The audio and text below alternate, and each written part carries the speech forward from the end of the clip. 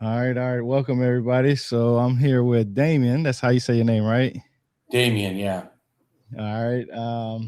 I met him on X. We've had some really good discussions. I want to say in the last 2-3 weeks, like some really serious back and forth. Not a debate or anything, but just sharing sources. Like I would say something, and he may or may not disagreed with me. If he agreed with me, he showed me a link. If he disagreed with me, he'll show me a link, and we'll go talk about, okay, for the most part, if we agreed with each other, there wasn't nothing else needed to be said, because I mean, we agreed with each other, right? But Right. then if either one of us disagreed with each other's information or post that was on X, um, we actually would share a source. And that's actually interesting, because a lot of people, don't show sources. A lot of people, what they usually do is that they'll say, well, this is what this person said on YouTube, or this is what this person said in their book, right? And then lo and behold, because just like you was telling me before we even started, that you have a whole bunch of books too. I like to brag about books. I don't know why. I think books is just amazing. I love to brag about them. I don't think it's not done enough. But he said he had a lot of books also, and just throwing back sources back and forth to each other when we disagreed with each other or something. It helps us to understand everybody's thoughts when it comes into why they believe what they believe in.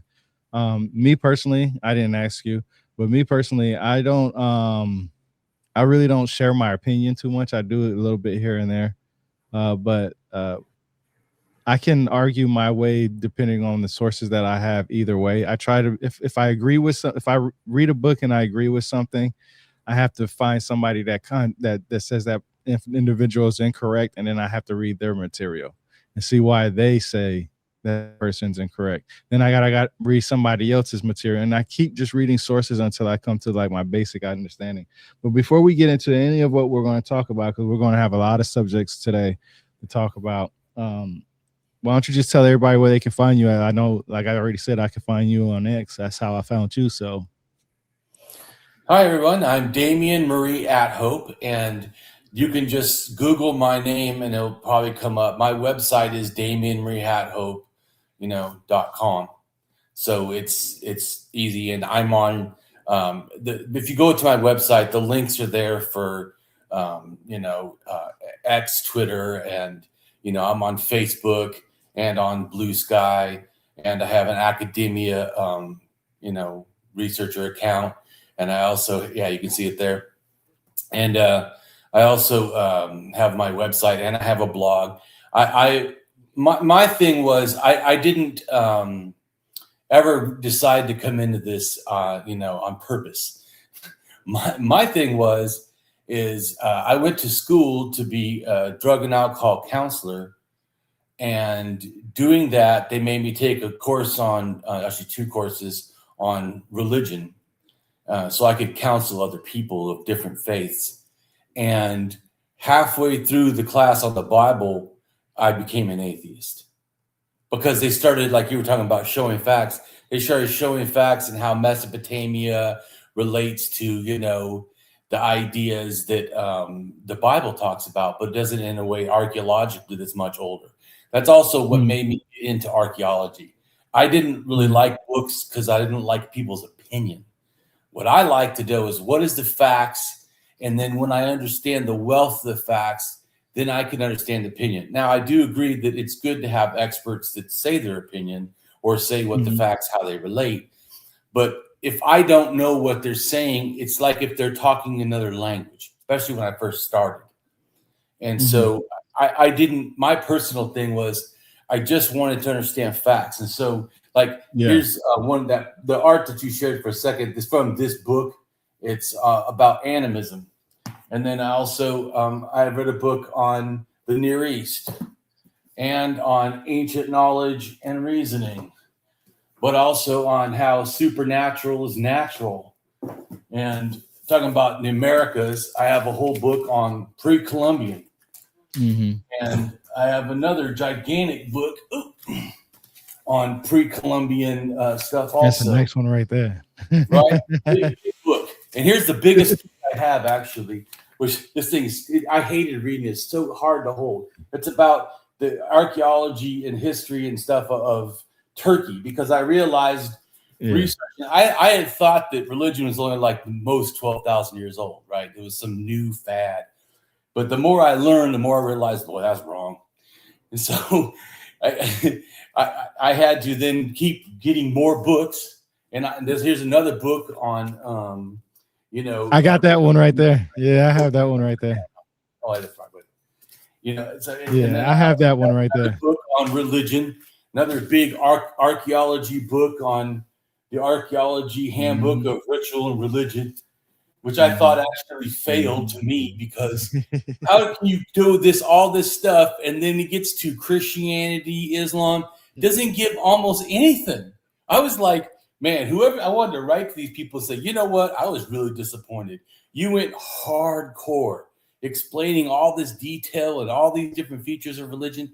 Then you get to the ones everyone knows about and you had almost nothing to say. I feel that's, to me personally, shameful. But I mean, that's my personal opinion. And then also other religion. But I had many more books. And I also donated. I read a bunch and I donated because I moved a lot, and it's just a pain to have like this huge library of books that I read. Yeah. But why I don't talk about books, like I know you talk about books all the time, and I think it's great. I actually don't like reading. I'm from the ghetto, from Southern California. I was raised around gangs and stuff, and my mentality is I actually don't even like school. So, but the reason I did read all these books and learn is simply because I wanted to stop being ignorant. I wanted to know. Yeah. Once I became an atheist, for me personally, it wasn't like I went, okay, gods are not real, religion is false, and atheists have the answer. My thing was, holy shit, I've been lied to my whole damn life. I don't even know who to believe. That was more my thing. And so me researching wasn't to somehow prove God's wrong or atheists right or anything. It was just, I wanted to know what happened. And then once I started learning what happened, I started sharing with other people, and they're like, man, you should write a book. And that's when I started to write my book, which to me is The Tree of Lies and Its Hidden Roots, exposing the evolution. I'll send you a file. Exposing the evolution of religion and removing the rationale of faith. And so for me, that was a journey more than, like, for some people, like they have some goal. My goal was just to find out what I can understand is true. And some of the things that atheists believe, or say, because a lot of them say they don't believe in belief, which is, I feel foolish, because there's no such thing as having beliefs, or not having beliefs. People have beliefs. The question is, are the beliefs accurate? Are they supported, like you said, about was from sources or from evidence? But everyone has beliefs. In fact, thinking you don't have a belief is itself a belief. But anyways, one of the things that a lot of atheists say is religion was invented to control people. Wrong. Religion was not invented. Religion emerged out of, in a sense, fear of the unknown or the feeling of lack of control. And also that even children, a lot of them, up until that one book at the beginning, and the art about animism, is that children up to 7 have a natural tendency to see the world through a magical explanation. Like, if you don't know, have critical and logical thinking, when you see the world, a tree falls or a wind blows, you can give it magical agency, just like you can have a doll and you can think, well, this doll is a person or a being or something. But once you get a certain age, you stop thinking that way. Well, that's also because culture, at least now, more scientific culture, doesn't promote staying in that mentality. But certainly ancient cultures with lacking science, that would be a great explanation. Why does the wind come? Well, there's a thing that pushes it. I mean, so animism, to me, I realized, is like this core thing that all religions have. Everybody. So that's also the thing I realized, is it's not either or. Like some people say, well, that's a shaman. So they're not animists. Wrong. And a shaman is an animist totemist, probably. They have more multiple things. And then a paganist is, in a sense, a shamanist, totemist, animist. They have all of them. And then current world religions are a paganist, shamanist, totemist, animist. They have all of it. Like you're stacking up these ideas. And so that's also why I have the tree of lies, this whole structure that holds all these other like branches and then all these little ideas, because everyone sees them as completely separate. But that to me is completely inaccurate. It's not that every single religion is connected to every other single religion, but the ideas that give the foundation to all of them are not so different and did move in cultural migrations around the world. And this is my belief and what the evidence I can show.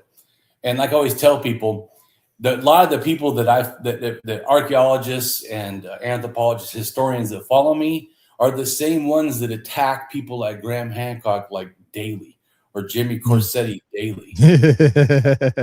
but they don't do that to me. Because they always go, oh, they're so close-minded. Really? Because they don't do that to me. And sometimes they share my stuff, and I've had videos. It's because they got to hit the big dogs, man. They want to hit the people that got the millions of followers so they can get famous off of their work. That's why I find it so funny, because I'm just like, yo, okay, if you don't like that person's work, okay, share the facts then. Attack everybody that talks about it, right? Like they pick and choose who they attack. Yeah. Well, they attack small accounts also. I'm just making a comment that I'm friends with all of them, and none of them attack me. In fact, I would say maybe well, that's because y'all friends. What's that? I said that's because y'all friends, man. They're not gonna. Well, but the reason I'm friends is not because they gifted me that position.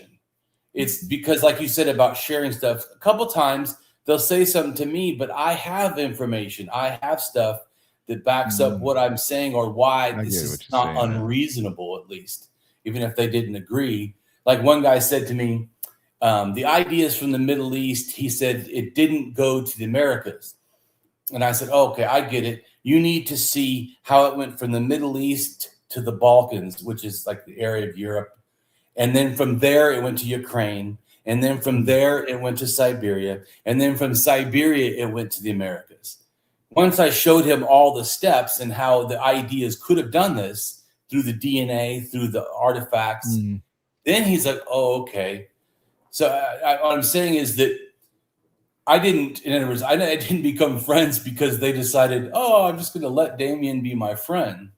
And also, sometimes I disagree with them. Obviously, like I said, I think that things are connected in deep ways that they don't always acknowledge.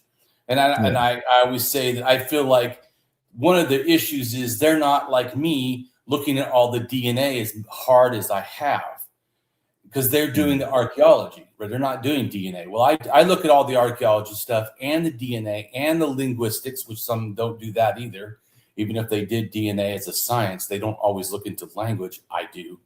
They don't always look into mythology, which is a whole nother thing. Like you said, you're a mythologist.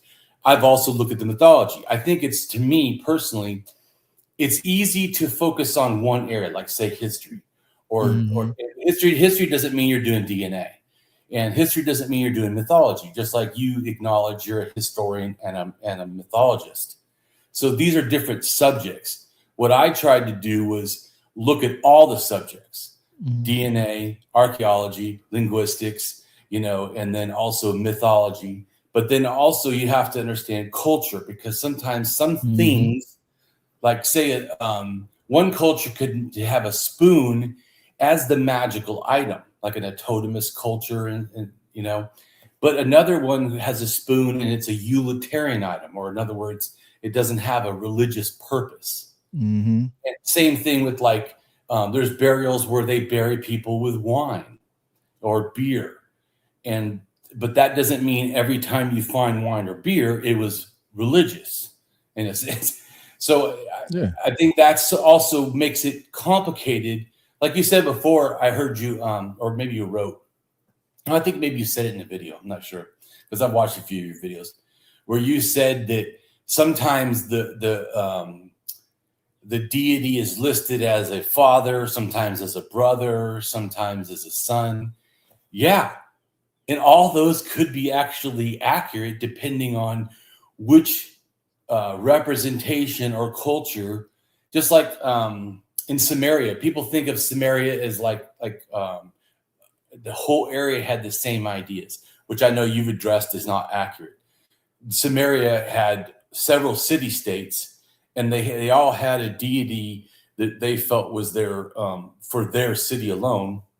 But that didn't mean other city-states didn't also agree that was a deity, like in the pantheon that they could accept. And then also Nippur was considered, in a sense, sort of a holy place by many city-states or whatever. So you could have, so, and yet they're all different. And so the different ones can have different ideas about how these, just like in Egypt, a lot of times people think of Egyptian mythology, even if you only picked one time, like say the beginning of all of it. There was several, in a sense, cities that had different ideas about how creation happened. So you could say, well, in the creation of the Egyptians, it had to do with ejaculating and sperm.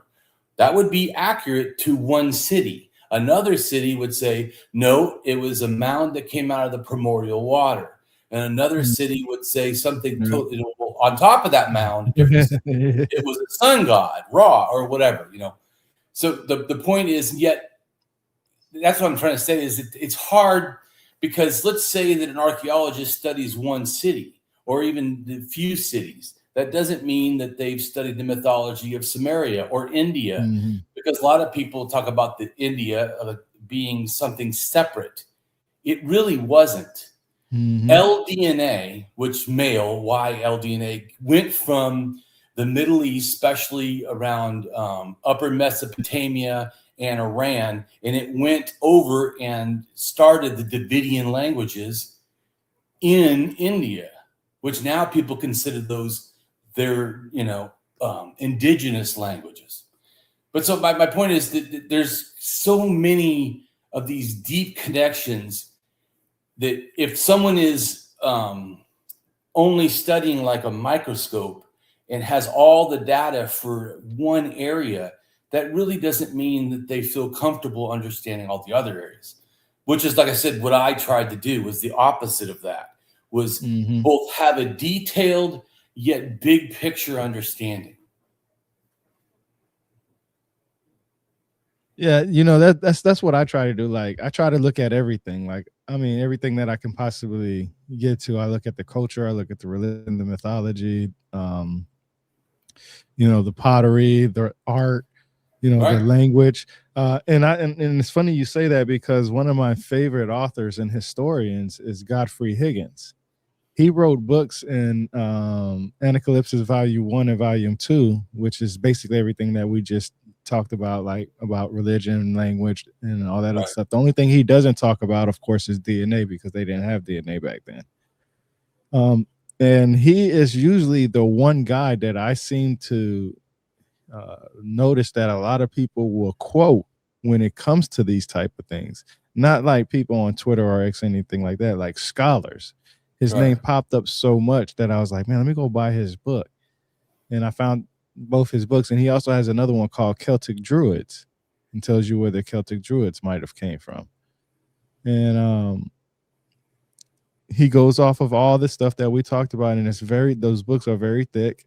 I have some of the books that you just showed, especially the one with religion and violence. The reason why I laughed when you showed that book was because, man, that book opened up my eyes to a lot of stuff of what a lot of questions I had when it came to why this would happen this way and so on and so forth. So that book was, and you know what's so funny is that it's from, most of your books are from Oxford.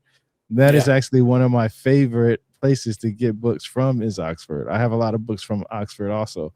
I actually have the Anatolia book that you have also, and I have one that's with the Hittites, I believe. I have one with Persian language.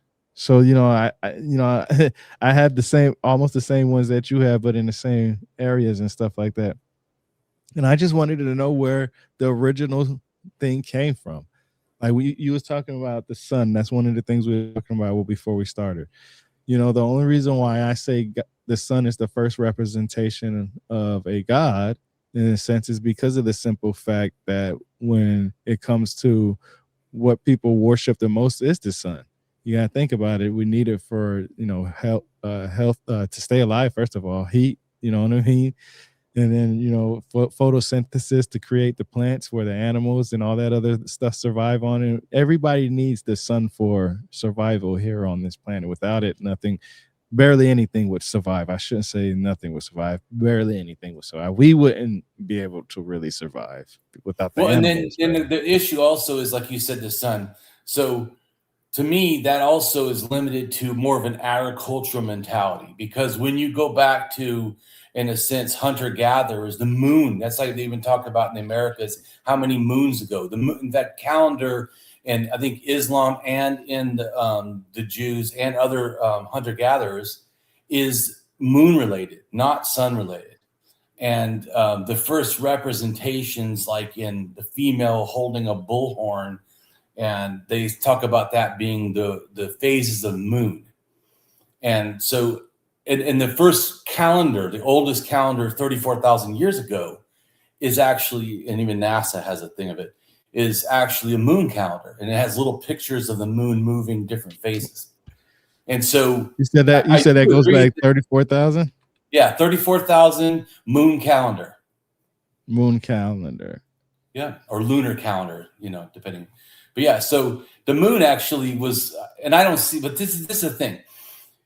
To me, every spiritual or supernatural being is not a god.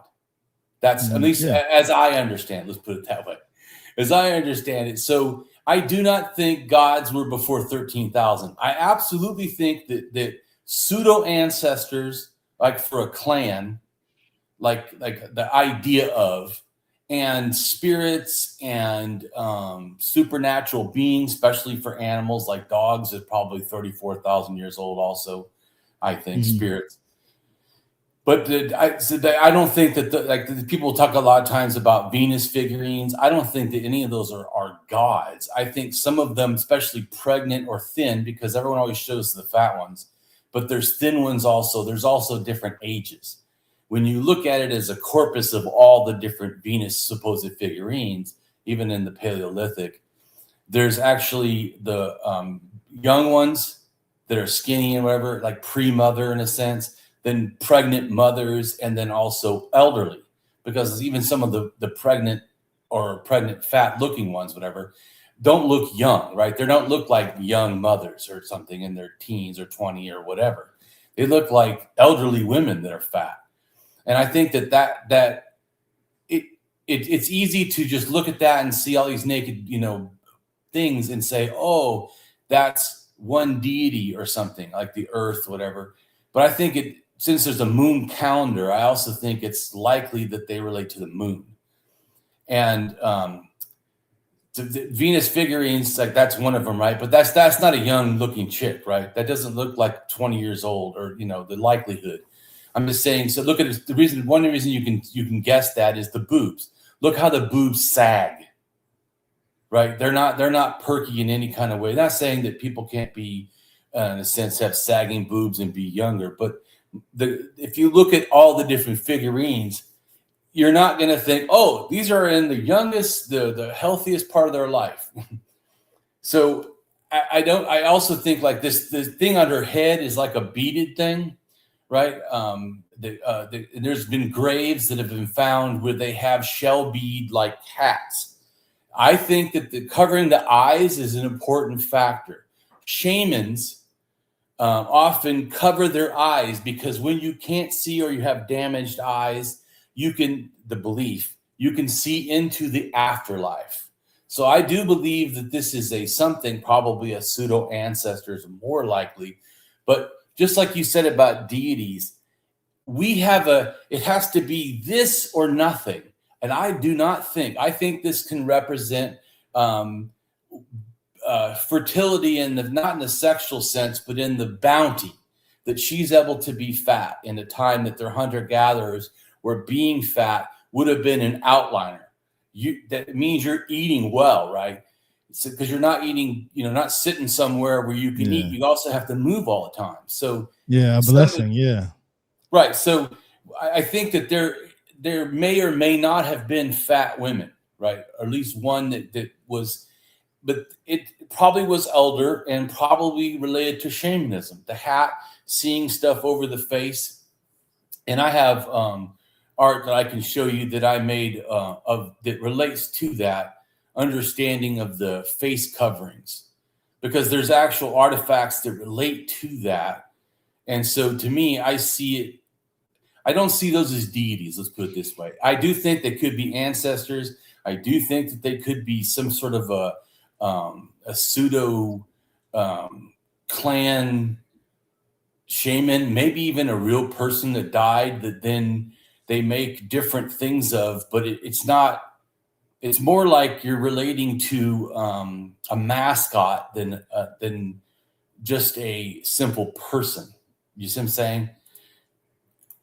Here I just shared the art with you about the face coverings, and the ones on the outside, the art are different face coverings from China, from Africa, from Asia, just showing they're all doing face coverings. I just sent you. Yep, I'm bringing it up. What I was doing was while you was talking, I don't know if you was able to see it, I was bringing up sources that you was talking about. A lot of people, what you said was very interesting, because I didn't know about the bead things, and I didn't know about the eye covering things. So that's actually interesting. I do know about the shamans and how they think if you cover your eyes, that's when you're supposed to use your third eye. So kind of, sort of, that's the best, easiest way to use it. Yeah. So, a lot of people always say, well, Wikipedia says this. Well, what I like to do is to show people, like, if you don't have enough money to buy books, like I was talking to you about before we started, there's a lot of websites where you can get books for free. And a lot of the books is on sacred-text.com. And you can go to that archive.gov, I believe, website that I usually show. If you go to Wikipedia, you have to go to where they say the source is at. So if they have like a number by that source, click on it and see where they got that source at. And I did that with one of them, which I was just showing earlier. Here, I'll show it real quick. I did that with this one right here, where it shows, this article deals with the time of Willendorf figurines and new results of Paleolithic research in Lower Austria. So this right here is actually, they give you sources to go to, and for people to go do. And that's what I like to do, is that when people are talking, I like to show sources at the same time, because what it does is it shows that, okay, look, first of all, I'm not arguing that this is what I believe. I'm only arguing this is what I've read. Now show me where somebody else said something. If you say this book says it, then now you got to give me time to get that book, and then I remember what you said. Then I can go in there and talk to you about it later on. So I like the sources. So that's pretty interesting about the idea of them being bigger, because of the simple fact that if it goes back 30,000 years, supposedly, historically, scientifically, they say that we were hunters and gatherers. Somebody like that wouldn't be able to hunter and gather around. So that means, what were they able to do to be able to have that person sustain, first of all, that level of weight on themselves, right? And two, able to cover their eyes. So meaning that they weren't there was something in between that. So that's why it makes sense. 30,000 years ago, hunters and gatherers, that means you're moving all the time. And that means you're only eating what you're gathering. You know what I'm saying? And you might not gather something every single day. So how's this right here possible? Or is this shown as a well, I mean, that was that. Yeah, I actually like that. That was actually pretty good. And I got another one right here. This is, to me, the oldest shaman for sure. And it already is connected to a dog-like animal. She has a fox head, and she was wrapped up, and she has the first damaged eye. And then the damaged eye, I think, becomes the covering. Because coverings actually over the eyes really happen after this point. in a sense, or right around this point, like it emerges. This also in Czechoslovakia has mammoth scapula over her body, and they have the oldest in this area of symbols on the mammoth scapula. So I think it's not language. I think it's probably magical symbols. You know, it's so crazy that you say that, bro. And, you know, I always tell people what I used to do in my interviews, because I used to talk about it before that, I used to send my guests 10 questions that I was going to ask them. That meant that they got to prepare themselves for the questions, avoid whatever they wanted to avoid, and so on and so forth. I stopped doing that only because I started catching on that some of them were just some of them were trying to avoid the question even after that, like, hey, we shouldn't ask this and we shouldn't get asked, or you shouldn't ask that. So it's fun. So what I'm basically saying is that I don't there's no script to this. And it's interesting you brought this up with the eye and thing like that. I think you shared that on X a couple of days ago or a week ago or something. I can't remember. But what struck me with curiosity is as soon as I seen that, or if I found it in your page somehow, I ran to all my books in my library and I grabbed out this Norse mythology book. Now, we wasn't even going to talk about Norse. We never talked about Norse mythology ever on X. This is actually our first time. The only reason why I put this in the description is because of this post that I think that you had on X, or is on your blog or something like that. I ran there and I was like, yo, this reminds me of what happened to Odin. Now, just either earlier today or no, just yesterday, because I was doing some more research, I started putting 2 to 2 together to realize when people started saying that Odin and Jesus Christ has similarities for their resurrection, I guess you can say, their type, I guess you could say, when they was hung on the tree, the cross for Jesus speared on the right side or the left side, depending on what text you go off of, I guess. But the way they were crucified was almost identical. Well, I wouldn't say almost identical, but I do agree with you that Odin also was one that would promote shamanism. This is shamanism stuff. I gave you another link to all the symbols across the world, 32 symbols, and they look like they start in France, which to me is totemism. But and totemism, in a sense, is a cultural religious persuasion, where shamanism is more like an afterlife and spirit world persuasion. So totemism I see as the earth, in a sense, ideas, and then more naturalistic. And shamanism is almost exclusively not natural, in a sense. But right. But yeah, so Odin actually promoted and was probably a shaman and promoted shamanism. And yes, it is not unusual for him to have an eye issue. And then also just like Jesus, in a sense, Odin sacrificed himself almost to himself, which is very similar in a sense what Jesus did. And I see that, like you're right. There's a category of deities called living and dying gods, I think is what it's called. And they're both part of that. It also is in Egypt about the deity being cut up and then being brought back to life. So, and I don't think it has to be, because I think people sometimes get on the particulars of like Jesus is particularly like this, instead of getting that the theme is the same for sure. Homo sapiens didn't understand the supernatural until ancient Egypt. That's totally false. Tell. Ancient Egypt definitely defined a lot of supernatural things, but ancient Egypt ideas didn't come from just Africa. Like in Southern Africa, African ideas, the Hazai people or Hazara and the San people, they have some of the oldest DNA, and they have the San people have more mythology, especially about the Milky Way. And the Hazara have more limited mythology, almost no religion. And But they have some very interesting things, especially speaking about Venus figurines. The Hazadi people, the women make a mud baby. It's like when a woman's going to be pregnant and have a baby, the older women go to like the riverside or whatever, or lake or water of some kind, and they get mud and they make like a life-size almost baby. And they don't think it's the baby. They don't think it's the spirit coming into the baby. They think it's like its own pseudo spirit being, sort of, which I think that also relates to what I just taking that ethnographically understanding, and there was like normal cultures we have understanding of, and placing that what the Venus figurines could relate to.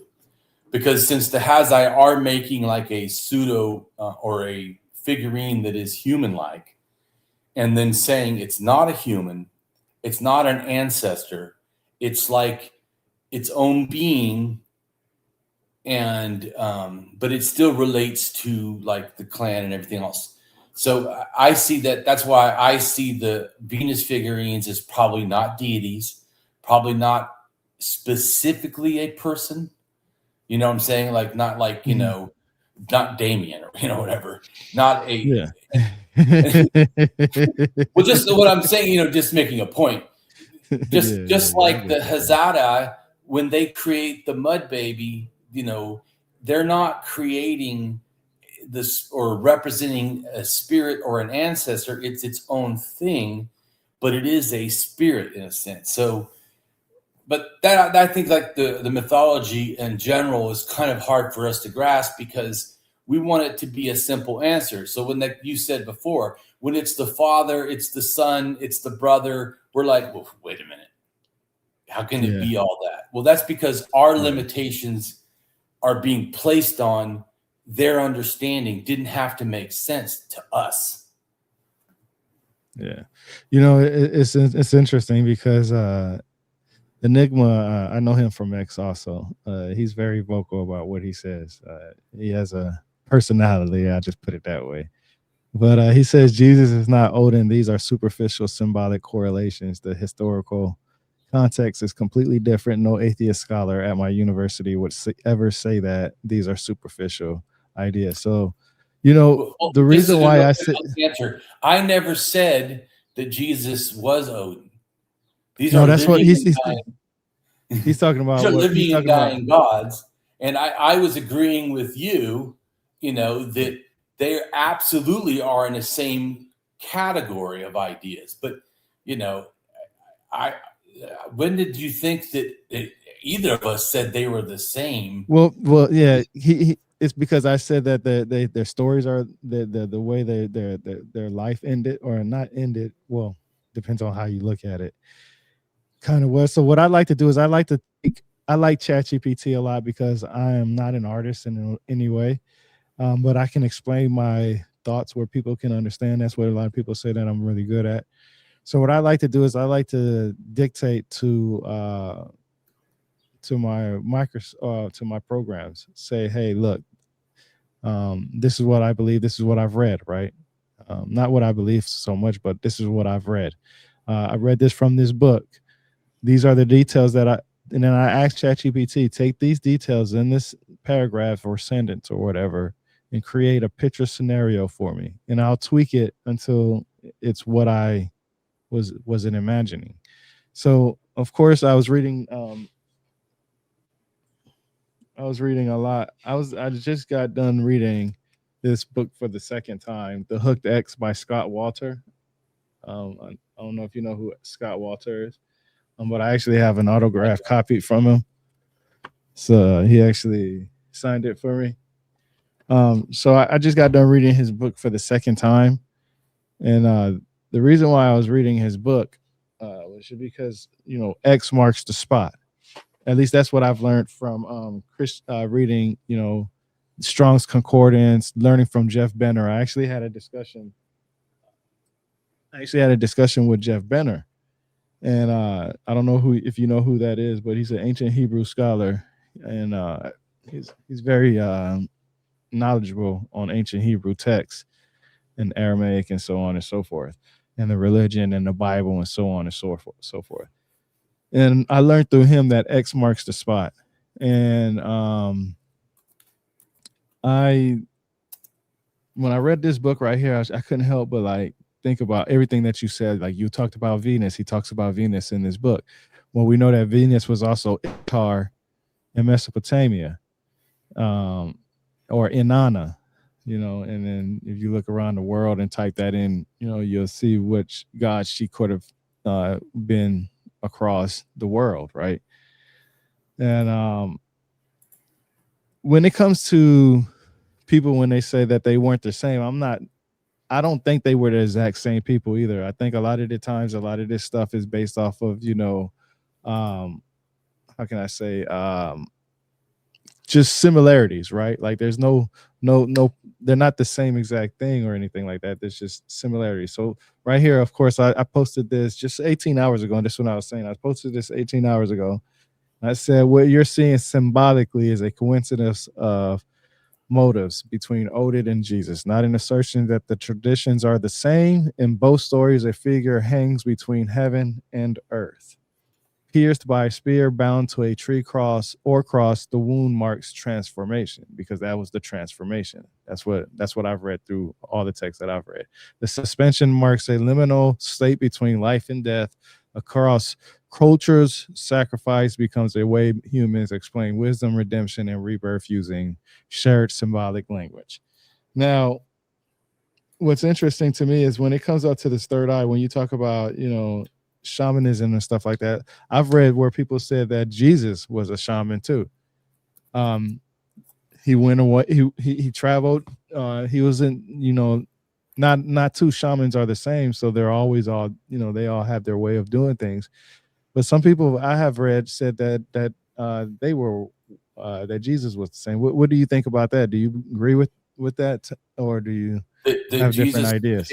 Well, can you share the thing I just sent you? This is from shamanism, and it's for the website's called Norse Mythology for Smart People. And where did you share it at? I shared at the end. It's white writing. Okay, yeah, I got you. You can go to the website if you want to. I just gave you the thing, but it's called Shamanism, Norse Shamanism, or Norse Mythology for Smart People, Shamanism. And it talks about Odin being a shaman and stuff, and how shamanism relates to this. But yeah, and then also, if you go to the Wikipedia, there's I said it wrong. I said living and dying gods. I was wrong. It's dying and rising God. That's a type of deity. That you are correct. And it's not that one. That was the symbols all across the world. And I show the different numbers showing which symbols are at which areas. But just showing there's more connection than people think. People think like everything's all disconnected. I know multiple ways that that's inaccurate. And I'm glad.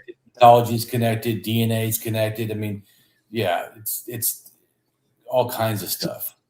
So this is perfect. This is a perfect opportunity. One of the serious conversations that we had, when I say serious conversations, is that we was just giving out sources to each other. We was talking about the Olmecs. Now, one thing that I can say is I don't know where the Olmecs came from. I just know that they say that not the culture, but the helmets and the braids came around that area. So that's what they say. Now, one of my questions always was, and I was saving this because we was going to continue this conversation on live, is that I feel like I even have a map behind me, so I look at it all the time. I always wonder, why do people think that everything came from Africa? Because I understand that Homo sapiens. So when I hear Homo sapiens, people will say 200,000 years ago. When there was like a peer-reviewed article that came out in 2012, I want to say, that said that the oldest Homo sapien bones came from Morocco, Africa. That's correct. They say, yeah, that's what. Here, speaking of that, I'll give you something you can show. This is DNA. This is from a research article. DNA showing that we started in North Africa, then we went to, in a sense, Central West Africa, then we went to South Africa, then we went to East Africa, and then the red part is mixing both Africa and the Middle East. Do you see it? And it says which DNA. Okay, yeah, there you go. Right, this is from a research. It's not my art. This is a research article. And when it says MT, I know they should explain this better, but MT is female DNA, and the DNA type or haplogroup is female L. And then it says Y, that's male, and then the male DNA was AOA1. And that was, in a sense, 320,000 years ago in Morocco, that in that little yellow area. Then 300,000 years ago. Not that those people, people understand too. Not that doesn't mean that everyone left and there was nobody in North Africa. It also doesn't mean there was no one. That I'm just making a comment. Because I mean, I'm trying to help people understand. So some people could have left, right? But some people, I should say, some people did leave. Some people might have stayed. So the ones that left was still L haplogroup female, but now it was YAOO for male, the one that left. Then they went down, and that was 300,000. Then they were down in southern and sort of central southern Africa. As you see, it's a green area is pretty large. And this time, though, the female DNA is L1 and the male DNA is B, right? But also, there's two different kinds. There also was female DNA LO and then male DNA A1. So this area had both male A1 and B. So it had two different male DNAs now. Before it was just A's, and now it's A and B. And then that moves 230 to, in a sense, East Africa, where a lot of people say this is a problem is a lot of people will read when an archaeologist or a DNA says the last common ancestor. Yeah, not the first, the last. So we have a lot of common ancestors. This explains that. But there's a difference between the first, the last, the middle common ancestor. So generally, the reason why a lot of times, that's what makes it confusing. Even though we come from North Africa, not everybody, in a sense, has a last common ancestor in North Africa. In fact, most people don't. Most people's last common ancestor, male, would come from East Africa. Last common ancestor, female, comes from South Africa, which also makes it confusing because then there's two places and people are like, well, is it South Africa or is it? Well, it depends on what you're saying. If you say, I'll show another picture. This is from an article, not mine. This is saying everyone comes from South Africa, but they should say female because otherwise it gets confusing. But that's the problem is that you see here, it doesn't even say, it just says population. It doesn't even say what DNA. It doesn't say that this is only female, but as you saw before, 230 male DNA also was there, and they did go to East Africa. So a lot of this stuff, the problem is, this is like not a research. This is like just like a news article for archaeology or for DNA. So it's not wrong. Yes, that's where people come from at a certain point. That doesn't mean that's really the only place or the first place that people came from, which is why it becomes extremely difficult to understand. Even more so, people left Africa, okay? Like I know you had shared stuff before about E. E actually left Africa before E, comes back to Africa, and then becomes E, which I'll show you that also. I have a picture of, all this stuff makes it very complicated to understand. Like here, I'll show you this one. This is from the research article of the first one of the DNAs. This shows that you notice the yellow is still in the Middle East, but yet it's also still in Africa. This is also why I say animism started in Africa, even though I could literally say the culture that started animism probably relates to both the Middle East and Africa, but because people don't even grasp this stuff, I try to simplify. Just like that one picture before tried to simplify people come from South Africa. Well, the female line does. And so this shows that people left, right? It says what male DNA is CDF, and 85 to 75,000 years ago, they come down. This is important too about this yellow, because agriculture, when people think like when did we first start gathering stuff? Well, this is almost Iran, the edge of the yellow by the water, and over in Iran by 80,000, they started gathering stuff, but it's still really an African culture. Do you see what I'm saying? If most of the culture is in Africa, is it truly right to say it's a completely Middle Eastern culture? It makes it confusing, but as you see, more of the culture, because those ideas go right back. And then certainly by 40,000 or so, they're doing sort of agriculture stuff on the Nile Valley, because this is all part of the similar stuff going on. But in the Balkans, which is like Greece and stuff, Bulgaria, they get agriculture like the oat. They get, which is already hulled oat, meaning it already evolved. It's already semi-domesticated.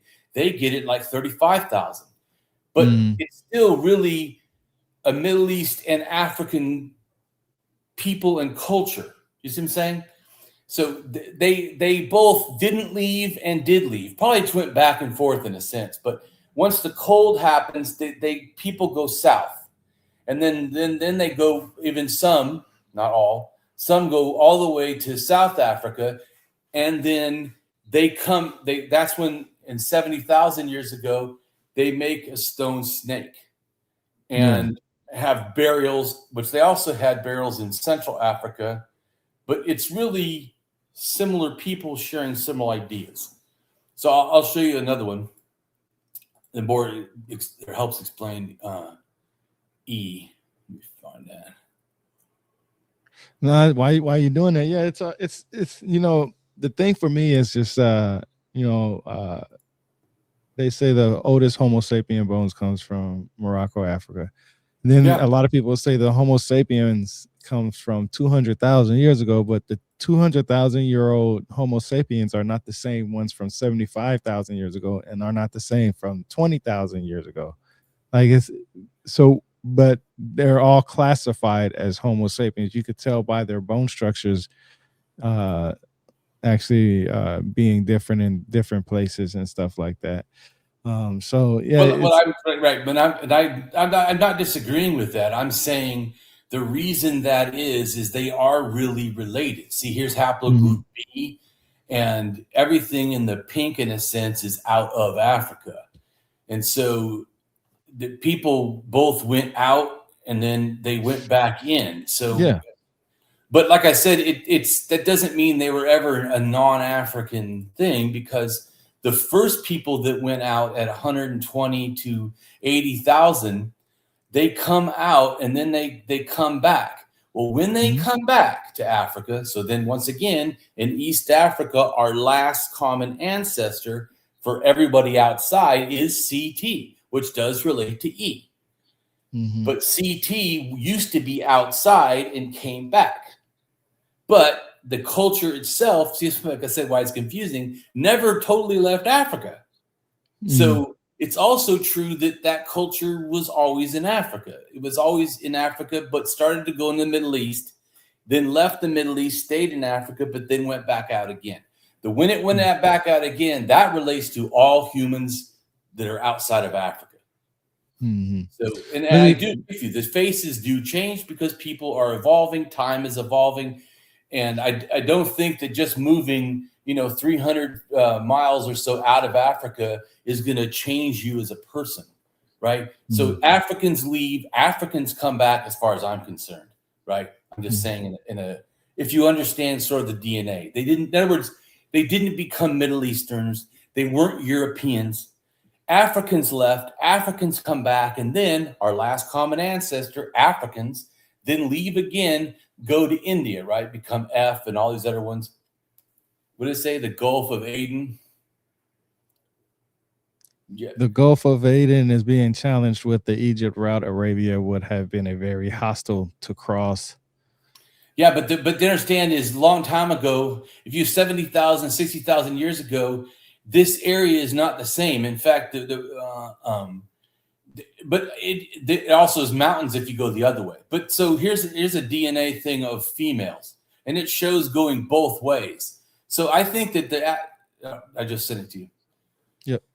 This is just female DNA, by the way. See, it's L, is it L, and it shows it in southern, and then it splits, right? It says when, then some goes one way, N, and then M goes another way, and they almost meet together in a sense after they leave Africa. But come on, do you really think that just because you left Africa, it makes you a non-African? I mean, they don't have time to evolve that much different from where they left, 57,000 and then 45 and 60. This is not, there's not, in other words, what I'm trying to say is some people act like just because you leave the African continent, everything changes. That's fantasy land. I used to say, I don't see it that way. I don't think the DNA would express itself that way. Just like how D-DNA, which I'll show you a thing of that, D-DNA, because A, B, C, D, right? So D is older than E. And D-DNA goes all the way to, in a sense, India and to, southern, Japan. And I believe that it would have stayed African in a sense. Everyone would have, nobody evolved yet. At the times that they're getting there when it's almost just the same as everybody is already in Africa. In other words, people have this opinion that somehow you change immediately. And just because, no, it takes a long time for changes. And then also people don't realize humans choose humans, right? It's not like animals where just random, whoever's around you have sex with. Humans look at it and go, I like this better or that better. Or these features, like say light skin, which comes much later. But light skin, the reason you're choosing it is maybe because they're healthy in a sense in a low sun environment. So you're not choosing it because you're racist at that point or whatever, or because people just all turn this. It's sexual selection. We go, ooh, I find that attractive or not attractive. And also think of this. If someone was different, some people could say that person is bad, let's get rid of them, right? But also it could be that person is different and then I want that more. So cultures are different in that way. But I'm just making a comment that you can see that these people, all the way to the Philippines area, which the D is all over, are they call them negritos because they're black skin, but actually they're Asians in a sense. But when you understand that we all come from Africa, going back to what you said, we all do. That's also why I really am against people that talk about Atlantis, as especially that say that Atlantis is white people and that they were never Africans. I'm like, you don't know what the fuck you're talking about. Everyone was from Africa, everybody. And there was no magical white race that happened, that were somehow not African. I mean, that is just absolute false. Anyways, so, and I'll show you a thing about white skin I have real quick. I'm glad you brought that up because while you're doing that, I actually had a podcast discussion where Dr. Keith Chang, and he's actually the founder of SLC 2485. He's actually the founder of that. And what he was trying to do was he found that gene, and he explains it in the podcast discussion. It's on my YouTube channel. That he was looking for it because he was trying to find a cure for cancer. Wow. And he goes into this whole idea of how he's managing how to do that. And at this moment, at this time, it used to be funded by the university, but then they lost funds to it, and now he does it out of his own pocket. So this is something that he was actually like one of the first people that I had a podcast discussion with. He was actually I know for a fact the first person that I asked, and he just answered like a couple of months later. But he actually gives out where the white skin came from. Right. Just a little background. I'm mixed. My father's African American, but when I did my DNA test, I found out we mostly come from Nigeria, from that area on that side.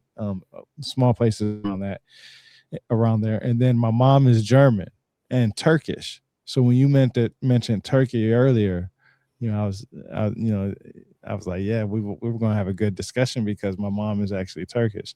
And when you talk about DNA and haplogroups and stuff like that, I actually did my own DNA test on 23andMe. I think that's what it's called. My mom, even though she's German and Turkish, her oldest haplogroup comes from South Africa. And that's what's very interesting because, a lot of people say, well, we all come from Africa. And I know that, there's different ideas about that. A lot of people will say, as much as there's out of theory discussions, there's inner Africa theory discussions too. And the reason why is because you're right. People left Africa and then they eventually made their way back.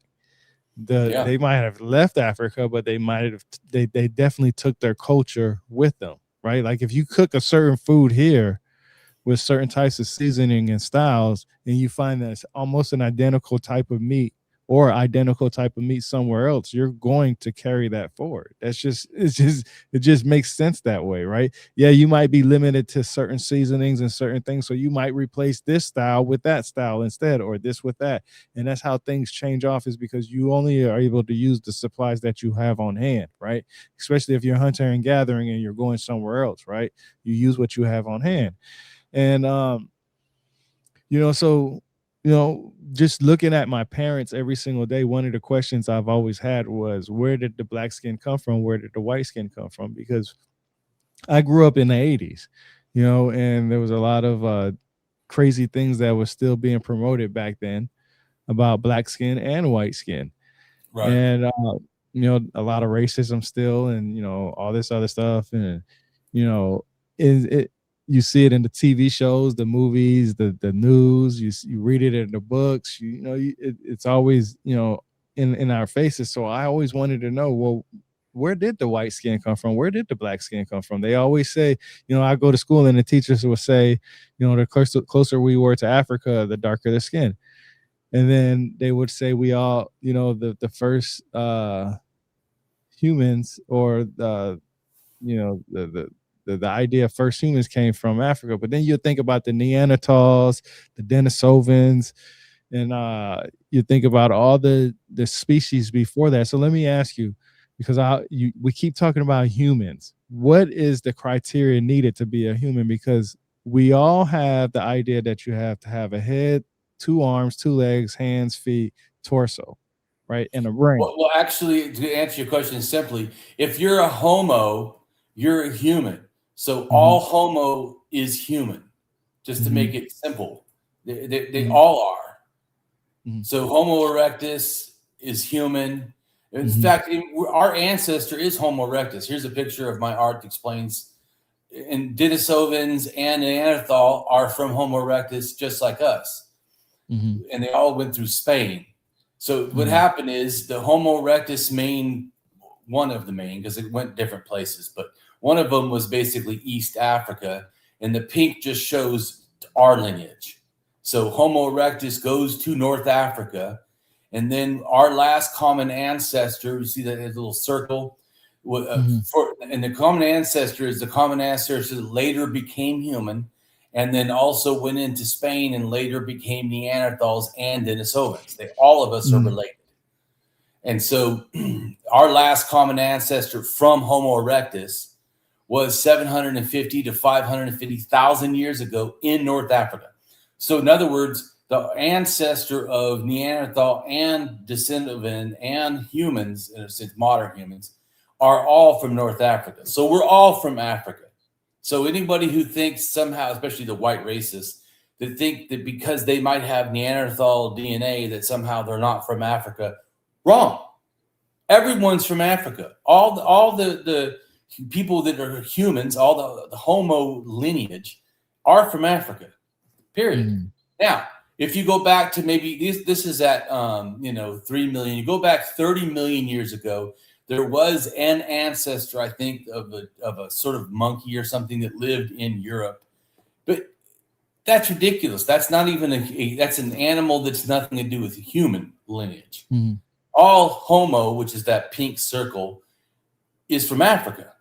And the Desovians and the Neanderthal are from Africa. They're ancestors. Mhm. So this is pre them, just like it's pre us. Humans, that little purple dot, whatever, Homo sapiens, we're only 350 or so. So the 700 and 550 is a older ancestor, but it's still that older ancestor was from Africa. So Right. Yeah, you get what I'm saying. And then No, up I in do. Spain at 473 to 381 is the common ancestor of Neanderthal and Denisovans. That they split there, and then Denisovans go all the way to Asia. Eventually, Neanderthals do the same thing, and just like later cultures come the opposite way from Siberia into Europe, is because Mhm. there's a step there. It's easy travel. It's No, like that. that's interesting. No, I get what you're saying, bro. Like it's amazing what you're saying, because look, I always ask this question because, like you said the Neanderthals and the Denisovans, they came from Homo erectus, right? Correct. And so So did we. okay, so this is what's interesting to me. So a lot of people know about the Cro-Magnon people, right? You know, these. This is where I want to ask your question and your opinion on.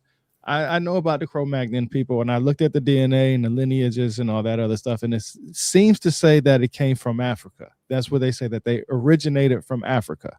Okay, like that. That's somewhere in that pinkish area on the top, somewhere in their area, they came from Africa. Well, they would have come from the little burgundy where it says Homo sapien, that little dot. Homo sapiens just a little bit down. But yes, it came from North Africa. Absolutely. Yeah. So I'll go ahead and show you. First off, I never use, and it's not common now to use the term Cro-Magnon. Cro-Magnon is basically linking together the Orconation culture, the pre-Orconation culture, and also linking in the Gravitan culture, and also linking in the Magdalenian culture. It's linking in several cultures that all had different DNA a little bit. But so I have a thing that shows how the first Europeans, when the first Europeans is what most, especially racists, are talking about when they say that they have Cro-Magnon. See where it's the pink? That's the Orconation culture. And they had multiple DNA. So once again, it's not just one. They had C1A. Well, if you look down, C is over in almost Iran. Well, it comes from CF, and CF comes from CT, which was from Africa. Yeah. So that's they're what. not. Yeah. That's what I say too, is that I always tell them, I said, stop looking at the haplogroup that makes you feel comfortable. What came before that haplogroup? Right. Exactly. And then where that one came from. Exactly. Because that would tell you that, and then if they really cared about knowing their lineage and their time frame, that would give them an idea of how the haplogroups change. Because let me ask you, I don't understand how they distinguish one haplogroup from another. So what are some of the I've read so many different ideas and theories, but there's nothing that's conclusive to me that I could say, yeah, I believe that 100%. But like when it goes from CF to C? Simpler. So you're asking about differences, right? So here's the real truth is right here. Okay, 99.9% of all human DNA is identical. So, because we're all from Africa, first off, but like we already talked about. So, and that includes Cro-Magnons. Cro-Magnons are not the special non-African white race. In fact, Cro-Magnons were not white. The next culture, even after them, the Western hunter-gatherers, which was not Cro-Magnon, because but even they were not white. In fact, they have 9,000-year-old Europeans that were dark-skinned, blue-eyed sometimes, but dark-skinned. And then since the population of white taking over Europe and making it white happened fully by 3,000 years ago. So not very long ago. It was, in a sense, an invasion. In fact, 90% of people that were in Ireland were killed off or not allowed to reproduce because, who knows exactly what happened to those people. And 90 or 80% of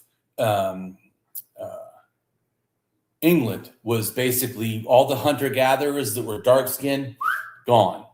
Mm-hmm. So it became white afterwards. And then the same thing happened with Spain. It's about 90% of the dark-skinned people were, in a sense, taken over. I'll show you the thing. With new cultures. But that doesn't mean that everyone was white there all the time. It means that they weren't white. That's what I did. Racist. Like, dude, what do you? Europe used to be all dark people. So I don't know what you're fucking talking. It's funny you say that because the reason why I brought up the Cro-Magnon is because now the proper term that's no longer the proper term for it. The proper term is early or European early modern humans, and that's where we get the chin from. I agree. So that's what that's the new term is. But see, when people say I'm European, so in my knowledgeable mind that I have, the information that's in my head, I hear they're early Magnon people. So they're the first people from Africa. Right. So that makes you an African. Yeah. That's more accurate than to think they were white people. Absolutely. Yeah. Because they would have been still dark. They would have been Africans in Europe, not white people.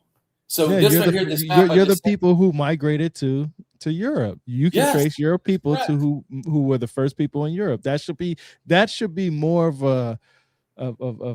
an honor to have than saying, well, I'm white and I'm Cro-Magnon, because when you say that, those two things don't add up to each other.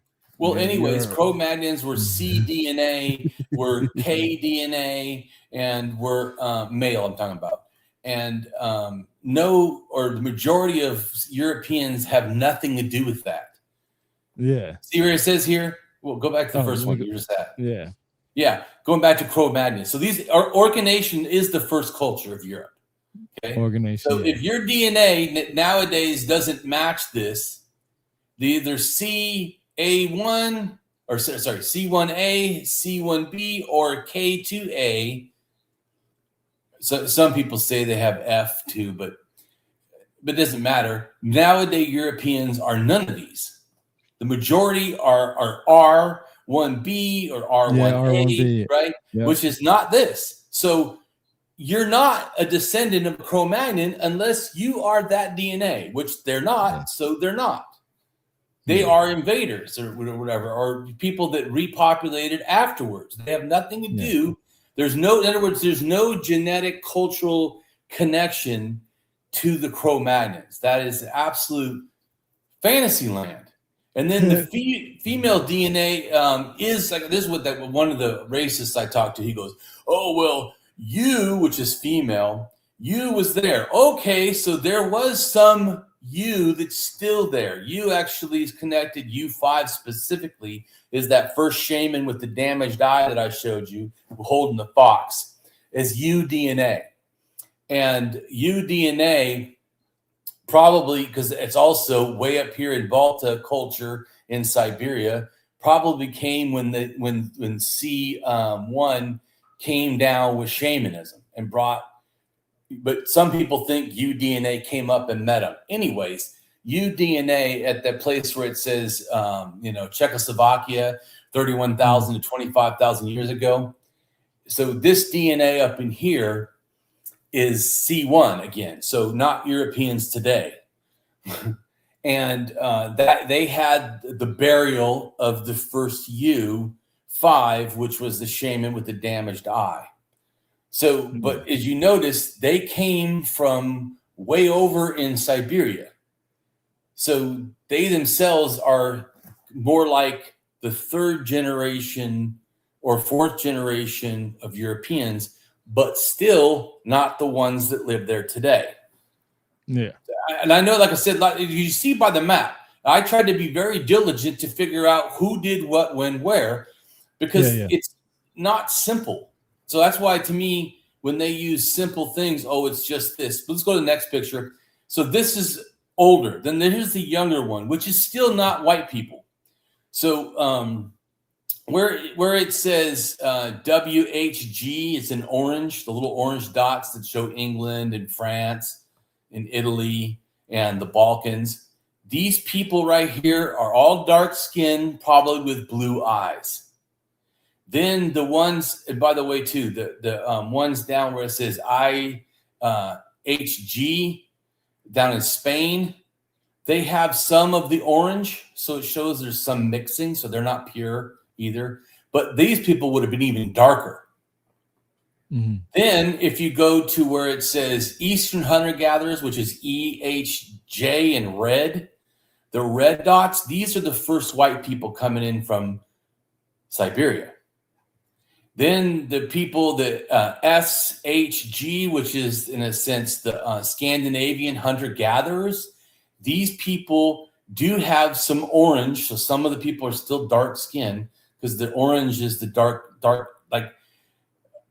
skin, blue eyes. And then but also has some red. You see, like it shows the portions, like little portions. So it has some red, and red are the first white people in a sense. So even Scandinavia, Sweden or whatever, they're not all white yet. They have both some dark-skinned people and some light-skinned people. They have a mix where, since Russia, Ukraine, these people are more white people. But even then, if you look at the little dots, some of them have some of the orange in them. So some of them have some dark people with the blue eyes, DNA. So there's no pure, even white people, even at the beginning when it was starting to move around. I think you'll like that conversation I had with Dr. Keith Chang with SLC 2485, because I mean, it was like one of my first podcast discussions. I didn't know if I was going to do video or podcast, and we just had a normal podcast discussion. And I asked him some questions that I had, and he talks about, I've read articles where they said anywhere from 6,000 years ago to 20,000 years ago, according to his stuff, about what is considered the white gene and where it possibly came from. Yeah. They don't know for sure, but he definitely says it comes from somebody who came from Africa. And the way they can test that is because they said that there's certain, I can't remember because I haven't watched it in a long time, but there's certain patterns in the DNA that can only come from Africa. Like it was only certain patterns, because like I said, he was looking at trying to find a cure for skin cancer, and he wanted to know why darker skinned people were able to be in the sun much longer without being affected as easier as the white skin. And it was very interesting how he explains it, because he explains it to the T, like he's a PhD geneticist type individual up there in the field, explaining it to me that, and I don't even have a college degree. So he explained it to me where I can understand it. And basically he was just saying that what he found it through, okay, so there's this fish out there called the zebrafish, and they have this same kind of genetic makeup that we have, not genetic makeup, but like genes in them that we have, and they can do certain things with their body that we were able to see in our DNA. So he looked at that, and then he started relating that to certain gene, how can I say, I can't remember the word, but certain parts of the DNA to skin, and then relating it to how it started with skin cancer and how it could deplete the skin to create skin cancer and so on and so forth. And basically, he could tell by the way that this DNA, how the skin, they can test the I guess when they test for cancer, it's a certain blood thing or certain thing that pops up that they can tell that, okay, that's cancer in your body right there. It's an extensive test, I guess they do, and they found that doing, through certain periods of, just people that they found through people throughout, through archaeological digs and stuff. So he was able to pinpoint his research through that. And he said one of his best parts was that he was doing some kind of test, and he went to one of his coworkers and asked him a question. And I'm not trying to give too much away because I want people to actually go watch the video. It's called SLC 2485. It's a very interesting. Right. If you look at the top of the map that I sent you, it shows where that comes from. But the Eastern hunter gatherers have SLC 4A5, but they also have SLC 4. I can't hard to read now. 4582. 4582. But actually, those are just the major ones that have to do with European skin, because where it see the light purple where it says N1C, those people, they have light skin, but those people have Asian version of light skin, not the European. So Scandinavia has light skin from both Asia and the European versions. So I've read so many different articles, and like a lot of what he said wasn't just, a lot of what I said wasn't just from him. It came from so many different sources. It led me up to him. And that's why I asked him certain questions in that interview. I still really don't understand how haplogroups work, because I really don't understand how they determine how it can go from like, E1B1A to E1B1B. I understand. I kind of get it, but I don't understand. It's like family. It's like saying your grandfather, your grandfather's grandfather, and they can tell because there's little variations in the thing, and in the DNA. And then when there's a large, in a sense, mutation or variation, that's a new haplogroup. And I'm glad. But going back to what you're saying, these alleles, which are things inside, are not haplogroups. The SLC these have nothing to do with haplogroups. They're a separate thing. They're like or they stop or slow melanin. So that's what white skin is, just melanin skin that's losing its melanin in a sense. So, but this map I have right here shows the different haplogroups areas. Like, see where it says mtDNA R1. That's who the haplogroup that carried the SLC 24A5, and probably where it says MT down near the Cossack Mountains 13,000 years ago. It says MT and it says R1A. So there's R1 and there's R1A. And if you notice, the Eastern hunter-gatherers are R1B. So it's the haplogroup, like different family members. Like the one is the grandmother, because this is female. The grandmother starts in Siberia sometime 18 to 24,000 or maybe 30,000 before, because it could just been R, because R1 is a sibling or right. So it started probably R, because the reason we know that is R, not R1, just regular R, went from Siberia down into China and had SLC 24A5. That DNA shows up about 6,000 to 8,000 years ago, and that is in the Tarim Basin mummies, why they kind of look white or European. They're actually Siberian, but they're R. Then R1 moved, R stayed probably, obviously, because it went to China much younger, 6,000 to 8,000. Because R leaves about 13 to 14,000, shows up in the Cossack Mountains 13,000 years ago, shows up in Estonia or somewhere near the Baltic at 13,000. But before it got there, a branch jumped off and goes into Scandinavia and gets there 9,000.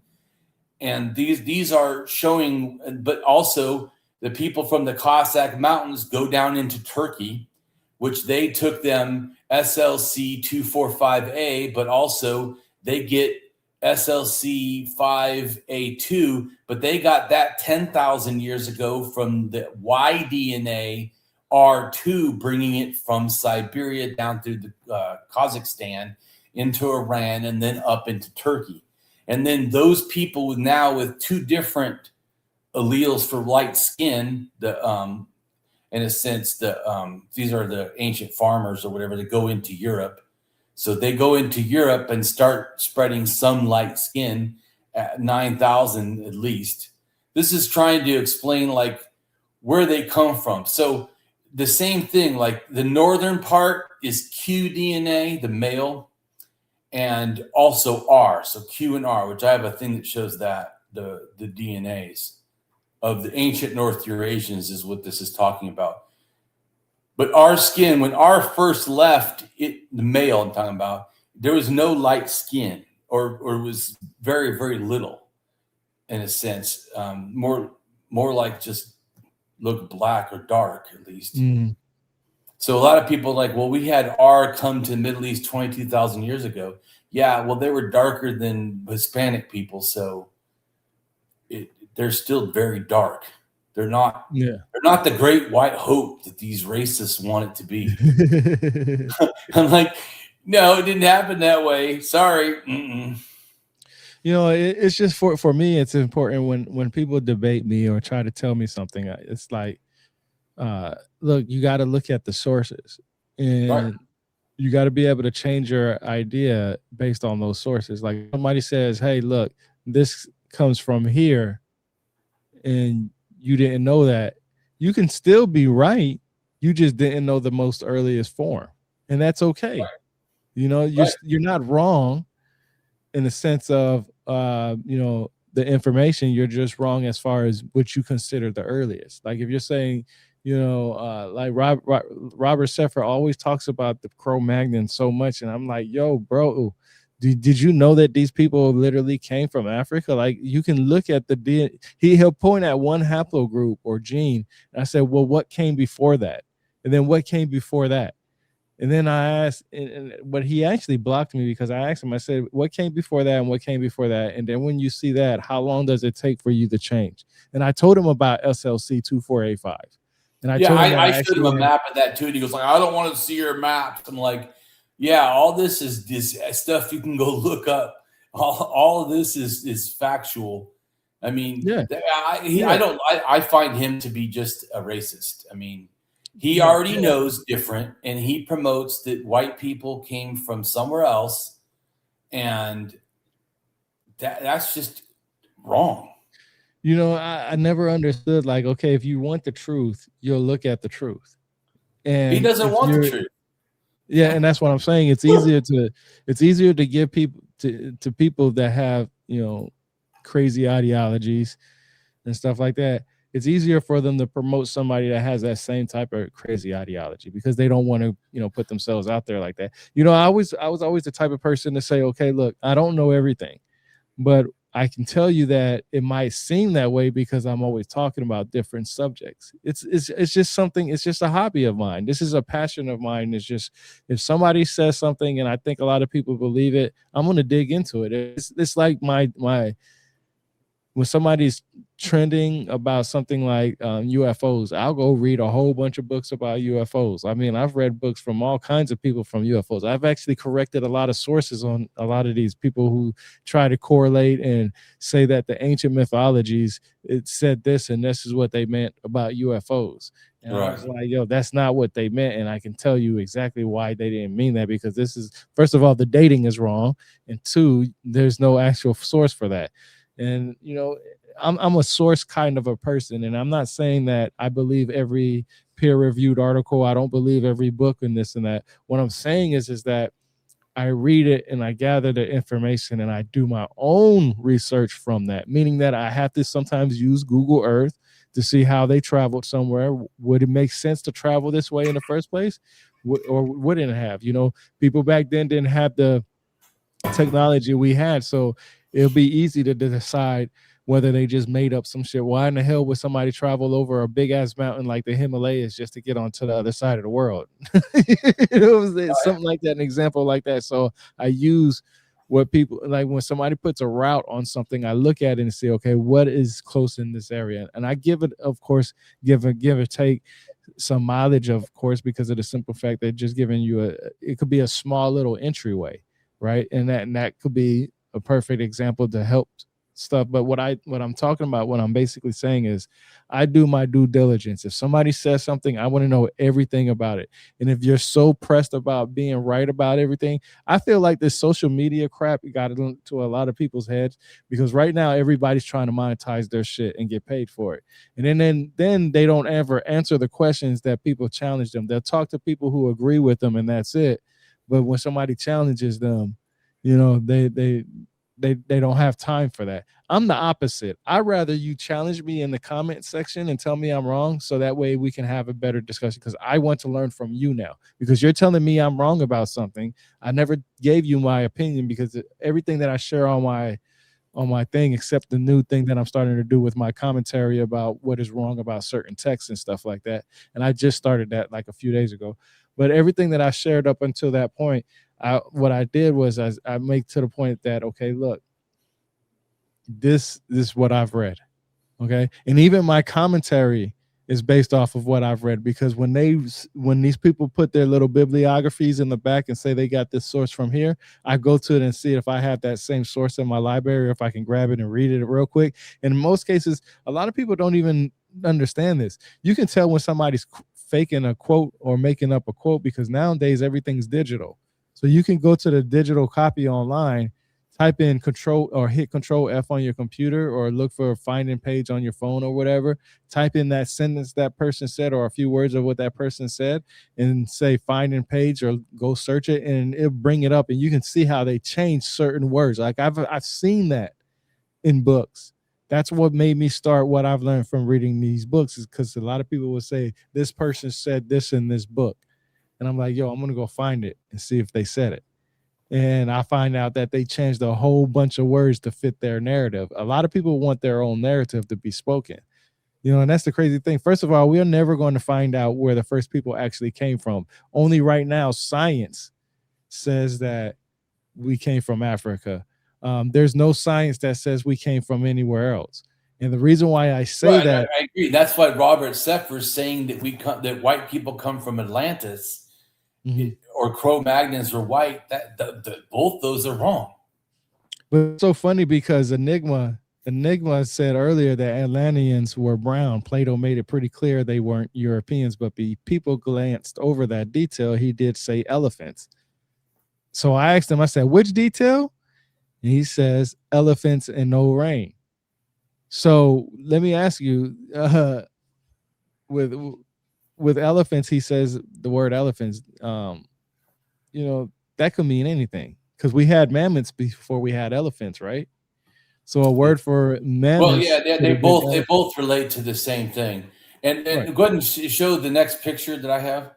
This is Gotcha. showing the cultures.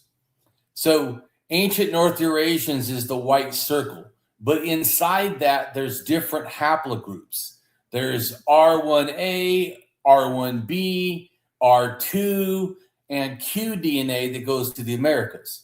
So the culture, and but the culture goes down to the Anu in Japan. But so at least, and especially, these are also spreading different ideas, but most of them come from a central source of ideas.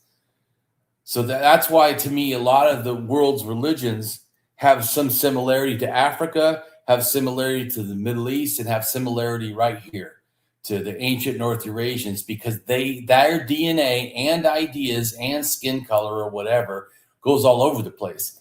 But they weren't the same people. They have different haplogroups, meaning they're different, lineages or whatever. And the red is Q, goes to, so like what's his name? Not Robert Sepher, but Graham Hancock. He had posted a thing that R1B, which is the purple. See the purple goes down, becomes the Western hunter-gatherers. That's R1B.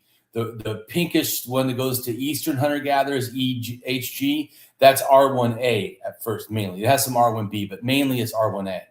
And then the white goes down to Iran, that's R2. So it's like you said, science. Science knows the difference of what these things are. He said the purple, R1B, which is now a lot in Europe, he said they went to the Americas. Well, I know for a fact that did not happen.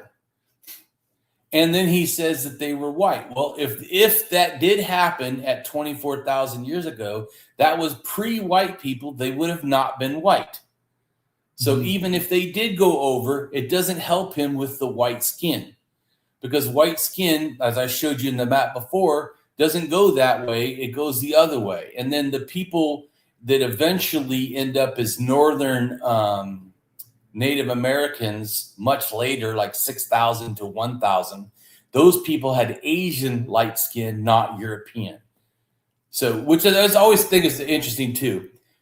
Racists say white skin, but that's a lie, because a lot of Asians have white skin. So then they go, oh, but their eyes. And I'm like, so then it's not about skin. You just mean Europeanness, really. It goes to even like you said before. And then what's a European? If you say an original European, that'd be a dark-skinned person of C1 or K, or even F DNA, the haplogroup. Yeah, see, that's the only thing that doesn't get me, is that their argument is not off of science. Oh, and I know a lot of them was saying, well, I don't trust the science. I don't trust the science. So I know for a fact 100% there are racist scientists out there. I know for a fact 100% is out there. Why aren't they presenting the science to back up their claim then? This is what doesn't get me. But that's what I'm saying. That's what it comes into debates, is that if you're going to tell me I'm wrong about something, just show me something that I can read that says it. Don't go off of what your theory is, because once I ask you questions, you can't get mad at the amount of questions that I have. That's the stupidest thing that I hear people do, is you ask too many questions. You want to know, you want to know too much. No, I just want to know what the facts are. If you tell me that you are calling them Europeans, in my educated mind, knowledgeable mind, I hear Cro-Magnon people, which were early Africans, right? And now the new word for Cro-Magnon is not even that anymore. It's European early modern humans. So just with those 4 words, that means that there were modern humans before European. Yeah, that's correct.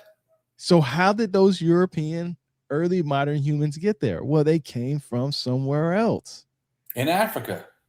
So they went from Africa to probably Iran, India area, Pakistan. Then they went to the Middle East, and then they went to Europe. But yeah, this map right here shows the little dots on the second one, and then the last one. So the top one relates to the DNA dots on the second one, and then the next one about Asia relates to the one below it. So it's 2 different maps doing 2 different times. One is 24,000 to about maybe 9,000 or so. And the other one is about 8,000, 9,000 down until, I think it's 4,000. So, but it's showing the relatedness. Like if it's darker orange, like on the second map thing, darker orange means more connection. So more connection is QDNA. More connection is really in the Americas, and not so much even where it came from, because the people left. And then the second one, which is also Lake Baikal, and all these arrows is because people were moving all the fuck around places. I know it looks like a total clusterfuck. It's the first one is a lot simpler. It's like 1, 2 cultures, 3 cultures, and then it goes over. Then the second one looks like it's a war, like all the arrows are attacking each other. Yeah, because people were moving so once again, pure. What's pure? Even Asian, what's pure? Look at these arrows. People are moving all over the fucking place.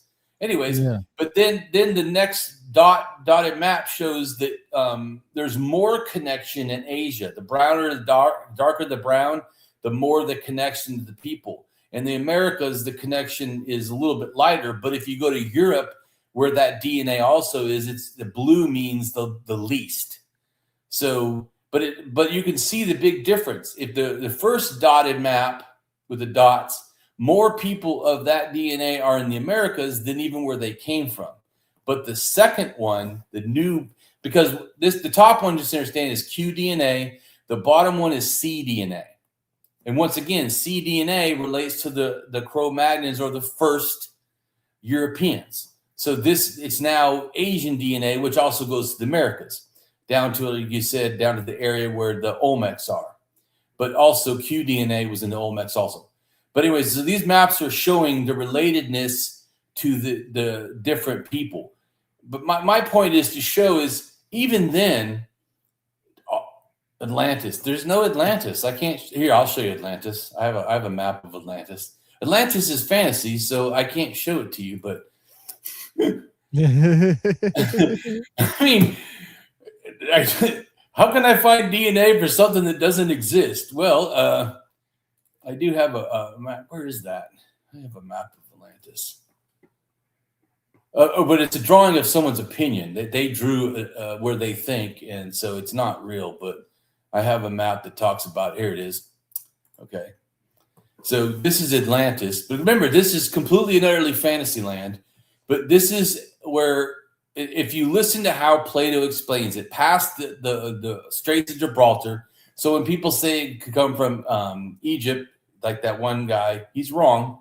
Because he clearly, unless you're going to deny that he didn't know how to explain things, he says past the Straits of Gibraltar, which is where North Africa and in a sense, Spain, meet in the Mediterranean. Past that, that's where Atlantis is, and it's an island with a mountain on top of it. So, so where are you going to find a mountain on top of in the Middle East or in Egypt? Wrong. But it doesn't matter, because it was a fake fucking story. And just think that it doesn't exist in any kind of way. He said pillars of, and he's talking about in between. The pillars of Hercules? Are you saying that's not between North Africa and Spain? In fact, the Atlas Mountains, right? The pillars that holds up the world is in North Africa. Oh, I'm wrong. There's not an Atlas Mountains in North Africa. Anyways, let's talk about reality.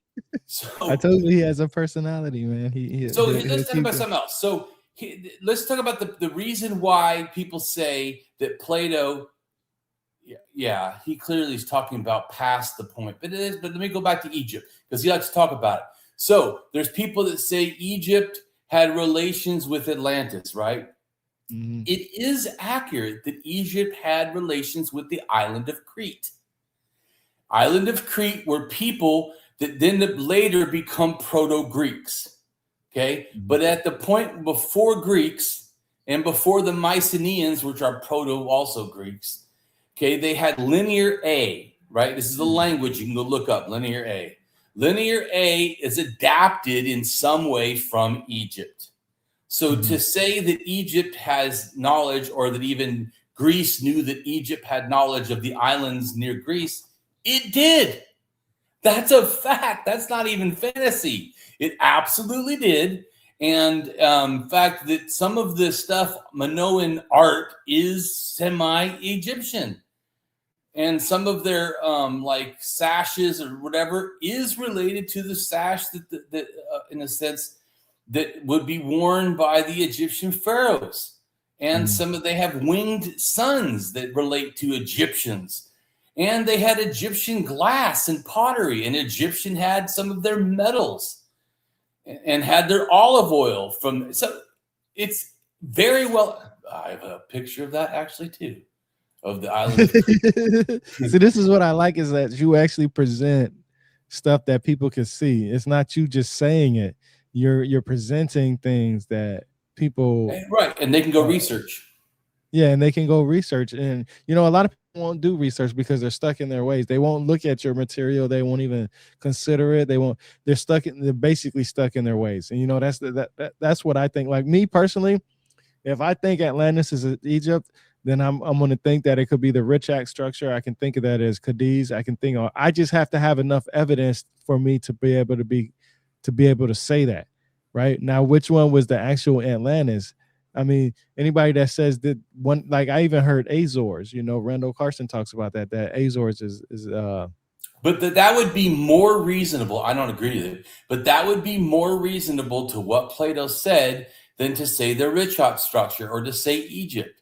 And when people say, well, like that one guy that Egypt, you know, had special knowledge of the, yeah, I told you, that is absolute fact. Egypt had knowledge of the islands near Greece. And the glass that they sold or whatever, because the Egyptian glass and was special, it got moved even to Greece. It's in Mycenaean graves. Have stuff that is related in some way of trade with Egypt. So, yeah, the fact that saying Egypt knew about the islands, sure they did. I know that for a fact. Yeah, I agree, 100%. You can look up in any Wikipedia and find that. I actually know the dude that been to the Richat structure, David Stig Hansen. He's actually been there 3 different times, and he's done videos. He's been there. He's been annotating, and he's very. And I've also done a discussion with Michael Donnellan, who talks about the Cadiz area, and then of course I did a discussion with Enigma. Enigma, like I said, he has a personality. He has a personality. And he talks about Egypt being Atlantis, and all 3 of those individuals and also followed what Randall Carson said, and so on and so forth. So there's like 4 or 5 different theories that I know about Atlantis and where it's at. I've actually read books from that was from Saint Germain. Elizabeth Cooper, I believe that's her name. Elizabeth Oakley Cooper, I believe it is. She's like the big dog when it comes to Saint Germain. And Saint Germain in the books about him, they actually say the Americas is the new Atlantis. That's actually what it says. And it's very interesting because Atlantis is. I've read that it's a fake story, and you have in quotations here that it's allegory, is a story interpreted to represent a meaning with moral and political significance. Right, because what it meant was, I found the island of Crete. So here's the island of Crete. So this shows, you can see on the picture the bulls and different stuff when you go to it. But so what the Atlantis in the sense Plato, he was saying these people stopped worshiping the gods. These people became sinful, and let's just say in a simple way for people, and thus God punished them and sunk the island. What's that now? I'm sorry to interrupt, bro. Hey, keep your thought real quick. Don't forget your thought. Where you says Gotland, Sweden at right there. Yeah. Like I said, I'm reading Scott Walter's book on here right now. Yeah. He talks a lot about Gotland in there, and Gotland just means God. And I believe in Germanic. I can't believe, if I'm not mistaken, I'll look it up just to verify. But when I hear that word or see that word, I always say Godland. I always hear it that way. So my bad, right. Man, I'm sorry. Right, but so what I'm trying to show here is ideas are shared, right? Which I already told you. I have a bunch of stuff on that. But if you look at the one, not the top picture, that shows the island where it is in Greece near Turkey, whatever. But then there's a little tiny map, and those arrows are showing its relations. It had relations with that island, had with, in a sense, the islands of Cyprus, had it with Turkey, with Greece, with Egypt, with Italy. It was interacting with all those people. And also it was actually getting tin all the way from England through Spain and then England, of course. But of course, that doesn't mean that those people, Minoans, went there. It means sailors came and brought stuff eventually to them. And then they interacted with Egypt, with Cyprus, with, Greece. And so, but they were seafaring. So their ideas are a mix of a couple different cultures. That's why Greeks kind of take over the island after the volcanic eruption took out Santorini. It also put waves that destroyed some of the culture and made them weaker of Crete. And you think too, where do people store boats? They either store them right on the shore near the water, or they store them in the water with a rope or something, right? So if you had a humongous tidal wave, it would have wiped out their whole navy, their whole, in a sense, ability to transport and be military. So, or at least a certain portion. So when that happened, it made them vulnerable. And then the people from Greek that were the Mycenaeans go over and kind of take over Crete. And that's when they adopt their language, Mycenaean Linear B, which is Proto-Greek in a sense, which, like I said, Linear A is what the Minoans used for like trade, because you talked about trade before. But that language is kind of, even though it's not exact hieroglyphs and stuff, it is adapted probably from Egypt. It is. So I'm just saying, him saying that Egyptians talked about the islands, sure they did. We know that for a fact. They were interacting and trading. That's not you haven't found something special and new. This is well known, the trading. And so the ideas like the snake and everything and the bull, these ideas come from other places. Indo-European gets it from here. In other words, these people, Minoans, give the ideas, some of them, to Greece. And then some of those Greece ideas then go to Italy. So the deities from all of these are somewhat similar. But like I said, these are not. So Proto-Indo-European, I'll show you another thing of Proto-Indo-European. Their belief comes from Ukraine 6,000 years ago. But all the ideas they have are not just from that area. They evolved as they move, which is like the purple is one movements, and then the red is other movements. And then down here it shows Proto-Indo-European at 6,000 in Ukraine. And then it becomes Hittite, which is extinct, and becomes Tocharian, and comes Armenian and Greek and Albanian and Indo-Iranian, which also goes to India and becomes their language. But then Balto-Slavic, and then Germanic, and then Hellenic, and then Celtic and Norse. And so all these are really related. So they just like I have a thing too I've showed before. This just shows how it kind of moved around. Now, this is the ones in each side of these people's faces are the light-skinned, sort of light-haired people. But these people in Ukraine are about 6,000 to 7,000 years ago. So that's when but they hadn't gone to Europe yet. They're still in Ukraine, which is, I mean, I guess Eastern Europe, but they haven't even gone to France and all that. They didn't even get over there or start getting over until 5,000. So, like I said, anyone who thinks that there was white people all over Europe, no, they weren't. They didn't get there yet. And so this kind of helps also show that when they didn't just bring their skin, they brought their religion, they brought their language and their culture. Culture, yeah. Right. Mm-hmm. So, and so like you talked about the sun. Now, it is a fact that the people from Ukraine's religion is in everybody's religion or something similar. I mean. But they didn't get it themselves. In other words, people in Ukraine didn't invent gods. They got it from the Middle East. The Middle East goes up there and gives them the sky god, the sun, and the earth mother.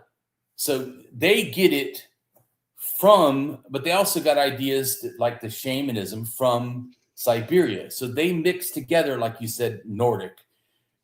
Odin is like a mix of shaman ideas from Siberia and then ideas from the Middle East, like, centrified together in a sense too. So, yeah. But I'll show you the one for.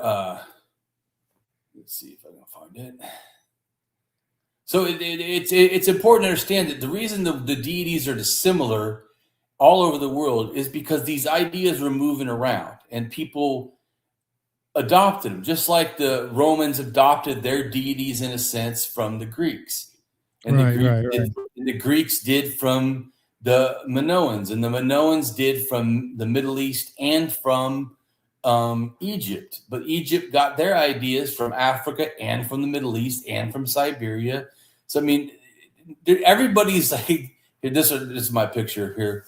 This shows languages is what all the colors are. Those are language families. So everybody like in yellow is the same language or language family. I should say not same language. Language families. And then the orange is language family. And down in Africa, there's a different language families in different colors. But everybody in that language family, or a large, or some portion, I should say, everybody, have the belief, like say in Africa, of and especially in the Egypt area, of a sky mother and an earth father. And so they switch where everybody else, so they have something different. Everybody else has generally a sky father and earth mother. Although in Europe, there's as the two blue people, because some of them have a sky father and a sky mother. And then over in the Americas, like in some parts of Mexico, they have a sky father and a sky mother. And then down in Peru, sky father, sky mother. But if you go in other parts or some other parts of the Americas, it's a sky father, earth mother. But like in Northern America, Algonquin, it's a sky father and a sky mother. But if you go into the Nadain languages of Alaska and Canada, it's a sky father, earth mother. So you start to see these different areas. The Hittites were Atlanteans. Yeah, okay. Atlantis is not a place, so the Hittites are Indo-European, so no. And Indo-European comes from that you're just saying stuff. I'm explaining stuff that academics agree with. So I don't know. I'm not making up. I think this is what they think. I looked up these areas and figured out what do they actually believe, and then plotted them in a map, because then you can understand and see the connection. So I'm just saying it's not that I'm not guessing. Oh, this is. I know the languages. I looked up. You can look it up yourself. Look up the language, and then. No, I agree with you. I think. Well, I that's think talking it's to him, important. not No. you. I always tell him that you got to read a lot of sources. Like it takes a lot of time. Like it really takes. Like I'm like you right now. I've read so many books that I'm at the point where I'm confident in what I say, and I don't have to read all these other sources. A lot of people see this is what I've learned through my journey. You can read thousands and thousands of books, but if those thousands and thousands of books is based off of just one source or two sources, then you didn't really read anything. You read somebody who read those two sources and came up with thousands and different ideas and theories. That's what you've read. Now what you have to focus on is that actual science, something that's been replicated over and over again through science. And if anybody has a problem with that science, then get the funds together to argue that science. Okay, that's what you need to do. Don't argue that somebody said, hey, scientifically I came up with this idea and this been repeated over and over again and it seems to add up, and then you turn around and say, hey, well, that doesn't make sense because this person said this. Have you, first of all, when anything that it comes into mythologies and stuff like that, I want to learn the culture first of all. I want to understand the culture, and the reason why is because the culture would determine how I understand those groups of people. Every culture is different. People from up north is different from people down south. Some people call it pop, some people call it soda, some people call it soda pop. You know what I mean? But they understand each other. But in the essence, in reality, you got Pepsi and Coke. They definitely taste different, right? So you have to understand that. Why do some people call Pepsi, Coke sometimes? It's just the way that people adapt languages. It's the way that people take language and say, okay, I've heard this enough. I understand it. This is what we're going to use. So we both understand. Language science is very important. If you can understand what a cross means here, you're going to understand what a cross means there. What's the earliest form of that cross, right? What is the earliest form of that cross? And then you got to look at the earliest form of that language, and you can kind of put things together when you go through different, avenues of approach on stuff. But it takes time. It doesn't. It's almost like patterns.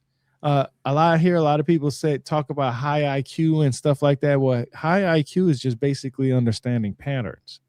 That's anything. It boils down to the simplistic way of just understanding what patterns is. And But I think humans have also a it has to do with the willingness, like you talked about before. My IQ is high, but it's not so high that it's above everybody. I have a 1 in 35 IQ, which is lowest of the, in a sense, genius gifted. So it's not like, but I think it's also like we talked about before. I am willing to make strong statements, but I'm also willing to say, hey, I was in error or I'm wrong. Like that to me, I think is more important to learning than, like you said, some people get ideas, even if they're smart, and then they never change. Yeah. And so they don't adapt to the new things. And so he has academic essay to back it up. Okay, but I already talked to you before. So there's a difference between having an academic understanding, and then this is a logical fallacy. So he's doing an argument from which he said he knows philosophy. So in philosophy, there's an argument from authority. In other words, like if I said, well, because I have a psychology degree, I can then talk about everything in psychology. You know that's wrong, right? So just like if an archaeologist says, well, because I'm an archaeologist, every word that comes out of my mouth about archaeology is correct. Yet no one would agree. That's so just saying you're an academic, which I'm not, by the way. I'm not an academic. I'm self-taught. I have a BA in psychology, but I turned atheist because of archaeology and mythology understanding. It's funny you say that, because I always tell people this. You can have all the academic peer-reviewed articles that back you up, but guess what? There are just amount of academic and peer-reviewed articles that will say that you're wrong. Every peer-reviewed article that you read out there, there's going to be a peer-reviewed article that goes against it. I don't think people understand that. There's no set establishment for a peer-reviewed article. You know, one institution, Harvard, can have their own peer-reviewed article, and then MIT can have their own peer-reviewed article. And they can go. But most of the time, if you say peer-reviewed article, it depends on what you're saying. Because, like, I just did one on the Milky Way, but then in the last section, which some good peer-reviewed article do, I talked about the limitations that I have, that I'm trying to do too big. Doesn't mean I'm wrong. But I'm acknowledging that I am trying to put so many things together of archaeology and DNA and things, which there's a lot of room for error. I'm not saying I have it, but you have to acknowledge. So I think a good peer review article also acknowledges limitations, not just. And that's what I'm saying, is that there's no real. A peer review article is basically, I have a peer reviewed article too from Dr. Keith Chang. That's the same person that came up with the Nike, published it in my book. There is no set establishment or grounds or group of individuals that say, hey, all peer review articles goes through here. Like I said, MIT can have their own peer review article and Harvard can have their own. Saying that you have stuff backed up by academics, I have. Okay, so I use Oxford a lot, right? Stephanie Dalley is from Oxford University too, where she wrote books under Oxford University also, if I'm not mistaken. But she has a different idea of who the Anuna / the Anunnaki are, but they both have PhDs. So you can have, I always tell people this, just because you can have two PhD representatives with different ideas and writing different academic published articles and peer-reviewed articles and books and all this. So you can't go off of that. You have to go, like I said earlier, what I like to do is, if somebody says, and we'll just use, because Enigma always talks about Atlantis, if somebody says Atlantis is here, I'm going to find somebody that can counter it. And I'm going to see what their credentials are, what they have, what sources they use, and I'm going to line it up. And if I have the opportunity to ask the person why they think this place is Atlantis, I'm going to ask them legit questions. And if they can't answer it, then that's telling me they're creating a narrative. I feel like a lot of people try to create narratives because they want to be right about stuff. They don't want the truth. They want their name edged in stone, meaning that this person came up, this person found Atlantis. No, you didn't find Atlantis on yourself. You became curious, just like everybody else did, read Plato's books, Try to do your due diligence. And this is what you said. For everybody and the crazy thing is that in this historical world, you will find somebody that says almost everything that we said and we talked about, plus or minus, in every single book. There's millions of books out there. Everything that I've learned literally comes from books. So I'm sure that somebody else said it. They just don't get the recognition they deserve. And that's what a lot of these, like you said too, sometimes it's interpretation. So the two bottom pictures, right? There's three, one in the middle, but there's which all three, right? So there's three pictures, but the two bottom pictures and the third one in the middle all have animals that are twisting their necks. But that doesn't actually, so it's interpretation of mine and academics that they might relate. But that, like you said about interpretation, that doesn't mean they really do. Yeah. But all these it could be a pattern. But right, I'm just showing the pattern. Just like in the top black picture, it shows Egypt and Iran. It looks like those like snakes with stars or something in the middle are similar. But it's an interpretation, like you were saying. It's my interpretation that those are similar.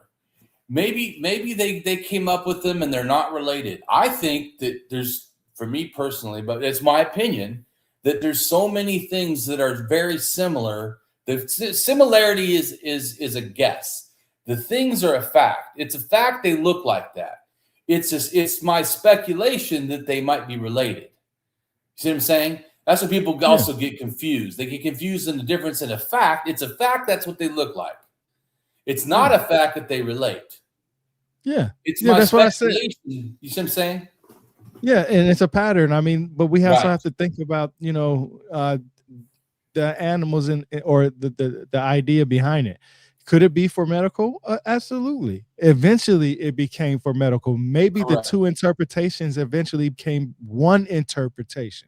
That's what a lot of people don't understand, is that it eventually became one interpretation. A great example of that is the etymology dictionary.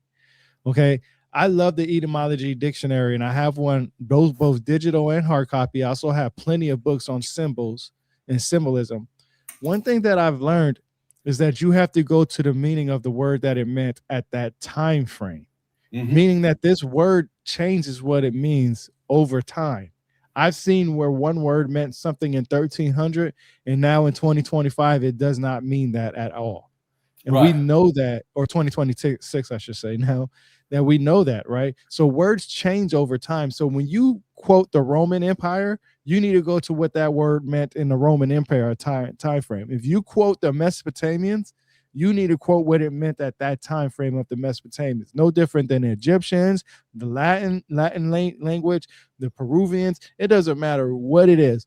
You cannot use your 2026 vocabulary dictionary words and apply it to what it meant thousands and thousands of years ago. It does not work that way. One, you're using an English word that's mostly Western, that is mostly culturally, right? Because here in the South, I'm wearing a cowboy hat. Let me tell you, I already told you, my father's African-American, my mother's German. I have nothing to do with cowboys. I grew up, the only thing that I remember, my pops, we used to watch Westerns all the time when I was a little kid. One thing about me is I don't like to be like everybody else. I like to be different, meaning that I like different things. I don't push myself to like different things. I just like different things. I used to wear a lot of fitted hats when I was younger, all the time, fitted hats. Different basketball teams, I had a fitted hat for every outfit that I wore, every time a fitted hat. Then I started hating all the politics and everything in sports and stuff like that. So I stopped wearing fitted hats representing basketball teams, football teams, so on and so forth. So I always wanted, when I was a little kid, I always wanted cowboy boots. I always just wanted a cowboy boots. That's all I just ever wanted, was just cowboy boots. And my parents never got them for me. I got older and turned about 40-something years old, and I said, I'm going to buy me some cowboy boots. Well, when I was in a cowboy store, the dude convinced me to buy a cowboy hat. Ever since I've been wearing this cowboy hat, I've been having a lot of luck happen to me. I call it my lucky hat. But it's a style of mine, and it's because I'm trying to create a brand. Rebirth of the Word. I wrote a book. I got a website. I got YouTube. I got Rumble. I got Spotify. I got merchandise. I got all kinds of stuff. And I did everything just because I have a passion for it, right? I don't really make any money from this. Yes, I am monetized now. There was a while ago when I could, just actually a few days ago when I could say I wasn't monetized, but I just got accepted for the monetization on X because I reached my 5 million impressions.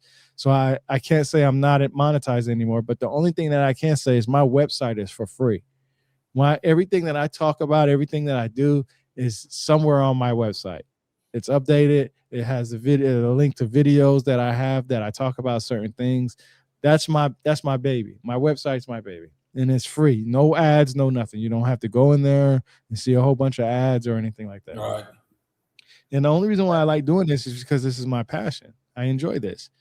And what I've learned is that some people take this and they're very serious about trying to make money off this. And if they feel like if they go back on their word, like if they say, well, yeah, my research says that this is incorrect, they won't say that because they feel like that people will stop listening to them and be like, see, they're wrong. Those people don't care about you in the first place. If somebody's itching for you to go ahead and say, hey, I was wrong about this, and they stop following you and this, that, and the third, if they didn't stop following you when you were wrong in the first place, and instead of you admitting that you were wrong, they wanted you to be on a downfall anyway. So they were waiting and lurking for that anyway. That's why one of the things that I do is when people present evidence to me, I look at it and I really look. You don't have to read thousands of books anymore. Literally, I tell people if they want to know about ancient Egyptian history, just read the coffin text, the pyramid text, and the Egyptian Book of the Dead. That's all you got to do. Now, if you want everybody's opinions and theories and all this other stuff of what they researched and what they understand from that, then you can read other people's material. But if you just want to know what they said in the coffin text, the pyramid text, and the ancient Egyptian Book of the Dead, that's where most people are going to get all their information about the gods in the first place anyway. And you can be an expert just in that, but people are too busy trying to prove that this is fact over fiction, so they go find other sources. And some people like me and you, we just want to know more about it. Like, and I give a good example. When I read that Enoch was in the Bible, I wanted to know more about Enoch. So I learned that there was the book of Enoch. So I went and bought that book, and I went to go read the book of Enoch. It wasn't because I wanted to know was God fake or not. It's interesting you say you're an atheism, and we're at 2 hours now. I usually stop at about this time frame anyway, and that's why I asked you if we could keep going, because we have a good conversation. But I do want to say this because I know a lot of people are probably like, oh man, y'all going past 2 hours.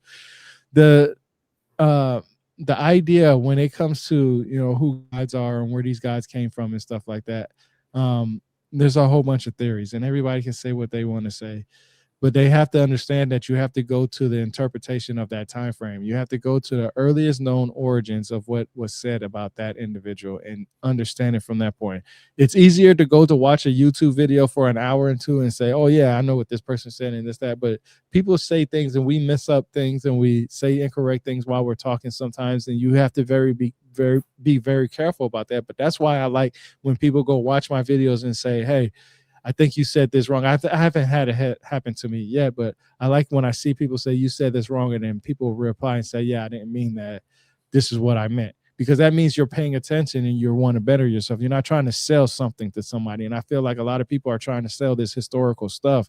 And I think the original stories that I've learned, basically just off of the academic side, the peer review article side, the book side, my due diligence, and so on and so forth, these stories are amazing by itself.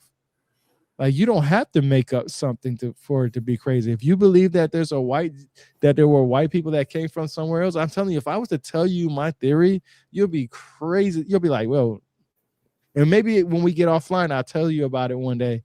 We could probably have an actual discussion about it, and we won't have to. And it would just be something that I do, because I really have a theory out there about a lot of different things, and it's not just because I think I'm right. But also, I just so you know, and everyone knows, even though online, if I say something is wrong, I'm not being aggressive. I know it's hard to read intent online. Yeah, yeah, a lot of people. Yeah, well, I'm just saying, as you see talking to me, I'm a laid back person. I'm not. That's what.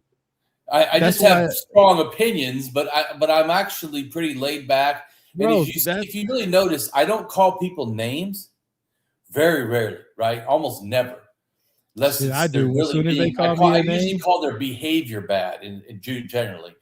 But even people I disagree with, I generally don't say a lot, because I make errors too. And that's what I was telling you. I am willing to be wrong.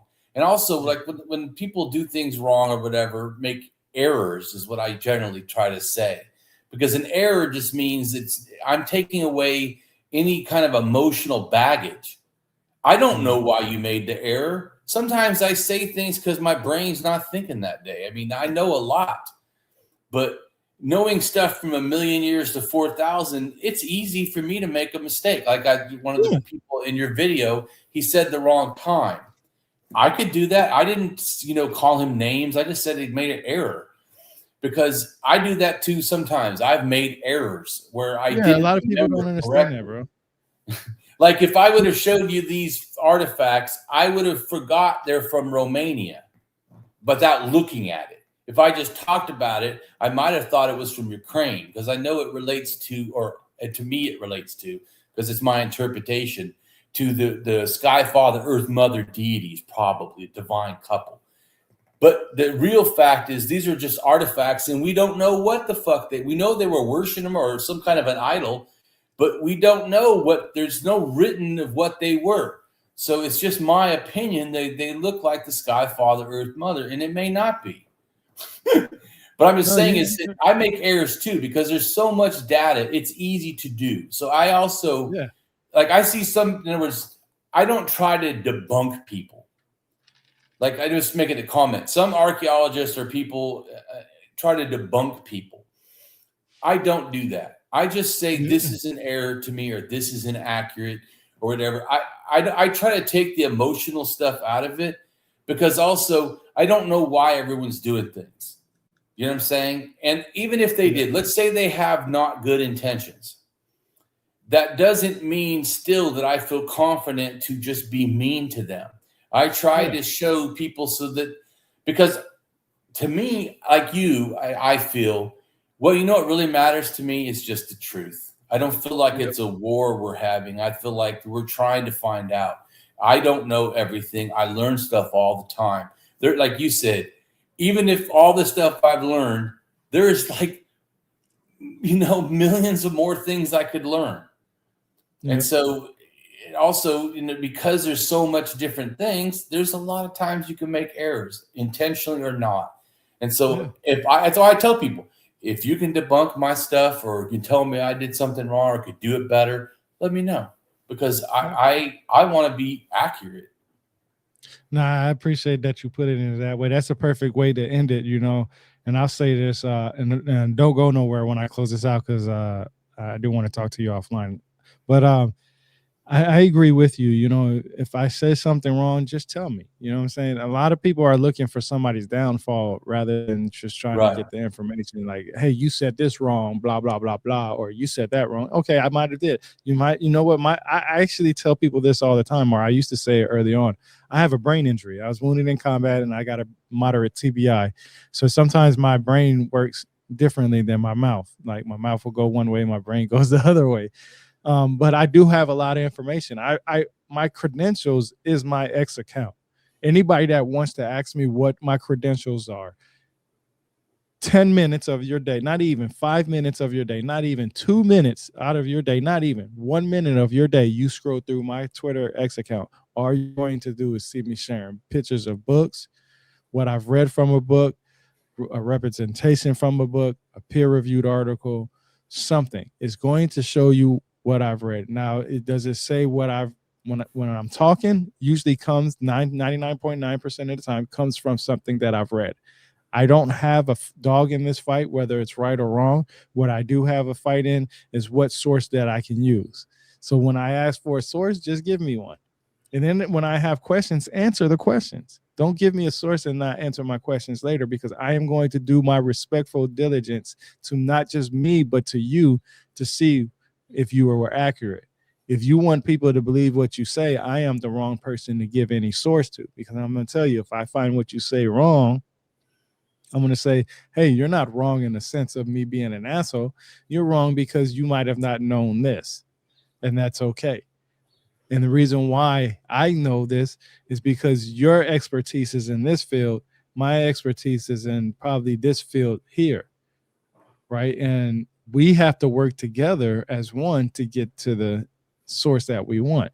I think that when if Atlantis is ever found, if the first humans ever found on this planet, how far it goes back, whether that nobody's going to remember the person that found it. They're going to remember everybody that was involved, even the people who were incorrect. Why? Because the people who are incorrect are usually the ones who are inspiring the ones to find the correct information. So just because you're incorrect right now doesn't mean you weren't an inspiration. You were just incorrect in your information, but the inspiration for to find that information came from that incorrect person. That's what I want people to Yeah, understand. speaking of which, that's interesting you did it. That one of my archaeology, anthropology friends, John Hoops, he actually started because of Atlantis and chariots of the gods and all this kind of ideas. So he didn't start as an academic. He started, like you said, interested in all this stuff. And then he wanted to know if it's true. And so he learned more stuff. In fact, he originally wanted to do stuff with the Olmecs and with Mexico. But when the academic thing said, put down where you want to go, he said Central America, not understanding geography, that he really wanted Southern North America. So he ended up doing work in Central America where he didn't want to go, because they're like, great, no one wants to go there. And so it was a complete accident because of not knowing, like you said, about people knowing stuff, about not knowing, geography of like what, constitutes, Mexico is not Central America. Yeah. You know what I'm saying? So my point is that it just shows that he didn't start as an academic. He ended up as an academic. He didn't start learning about, the Olmecs as he wanted to. He had heard stuff and then misunderstood and ended up learning about South America. So I'm just saying, I agree with you. But it should be a willingness just to learn. It shouldn't be like you said. It's not a fight. That's why I told you I really don't do debates, because I'm open to amend my thinking. Like you said, if I can be proven to be in error, and so because my goal isn't winning, my goal is the truth. Yeah, exactly. And that's that. I couldn't have said that. Anybody couldn't have said that better. Nobody, because that's perfectly said from a perfect individual such as yourself when you come up to this information, because I've been looking at your stuff for a while, and I really like how you're just straightforward, and a lot of people, I don't know why people read a message and get very defensive, because you read it in a tone that you're going to use, not the tone that somebody else is using. You're using the tone that's in your own head. So when you think somebody's being aggressive to you, you're really being aggressive to what they are. You're presenting that. That's why when people block me over a message rather than talking to me on the phone or talking to me personally, that tells me that the whole time you had an issue with me, because in reality, you can't go off of feelings off of words. Once you do that, you lose all arguments in the first place, I think, personally. Just like, I agree, just like Jimmy Corsetti. I never said one bad word to him ever. I just mentioned, here's some evidence. He blocked me.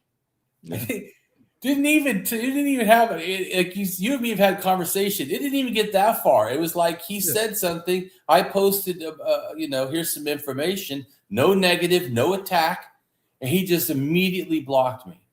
I find that to be absolutely ridiculous. Even if I like, that you said about Enigma. Enigma has been arguing and saying I'm wrong and he's right, right? But I haven't blocked him. I won't block him unless he starts calling me names. Now, if he intentionally, because I don't know intent in conversations, but if you call me a fucking asshole or, say that I am intentionally, ignorant and stupid, or whatever, start calling me names, we're done. I don't put up with people attacking and abusing me. And that includes atheists. I've had people think that because they're atheists, they can also talk to me any way they fucking want. And I'm sorry. I have this respect for my own self that I try to treat others as I want to be treated, as like the Bible. In a sense, I want to be treated with respect. I try to treat other people with respect.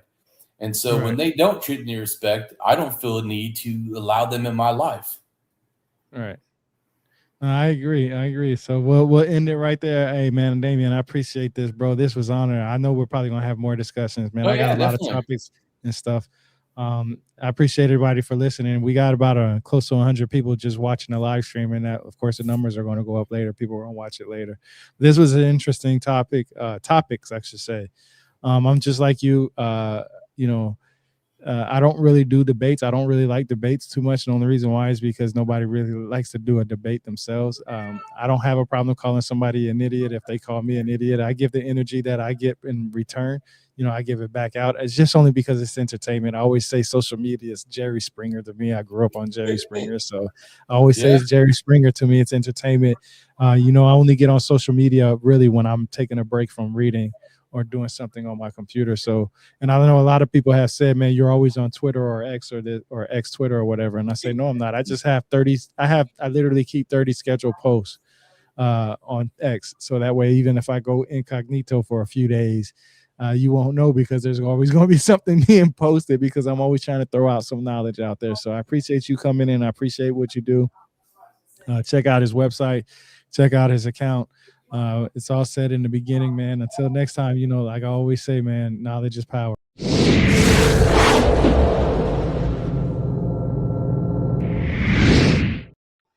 Hello, and welcome to my channel. I am Damien Marie AtHope.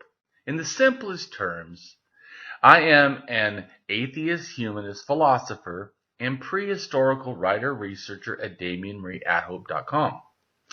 I am specifically an axiological atheist. An axiological atheism can be thought to involve ethical and value theory reasoned and moral argument driven apatheism, ignosticism, atheism, anti-theism, anti-religionism, secularism, and humanism. Axiological atheist can be understood as a value theory or a value science atheist.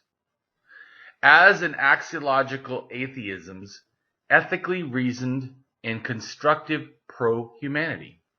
I am an axiological thinker, value theorist.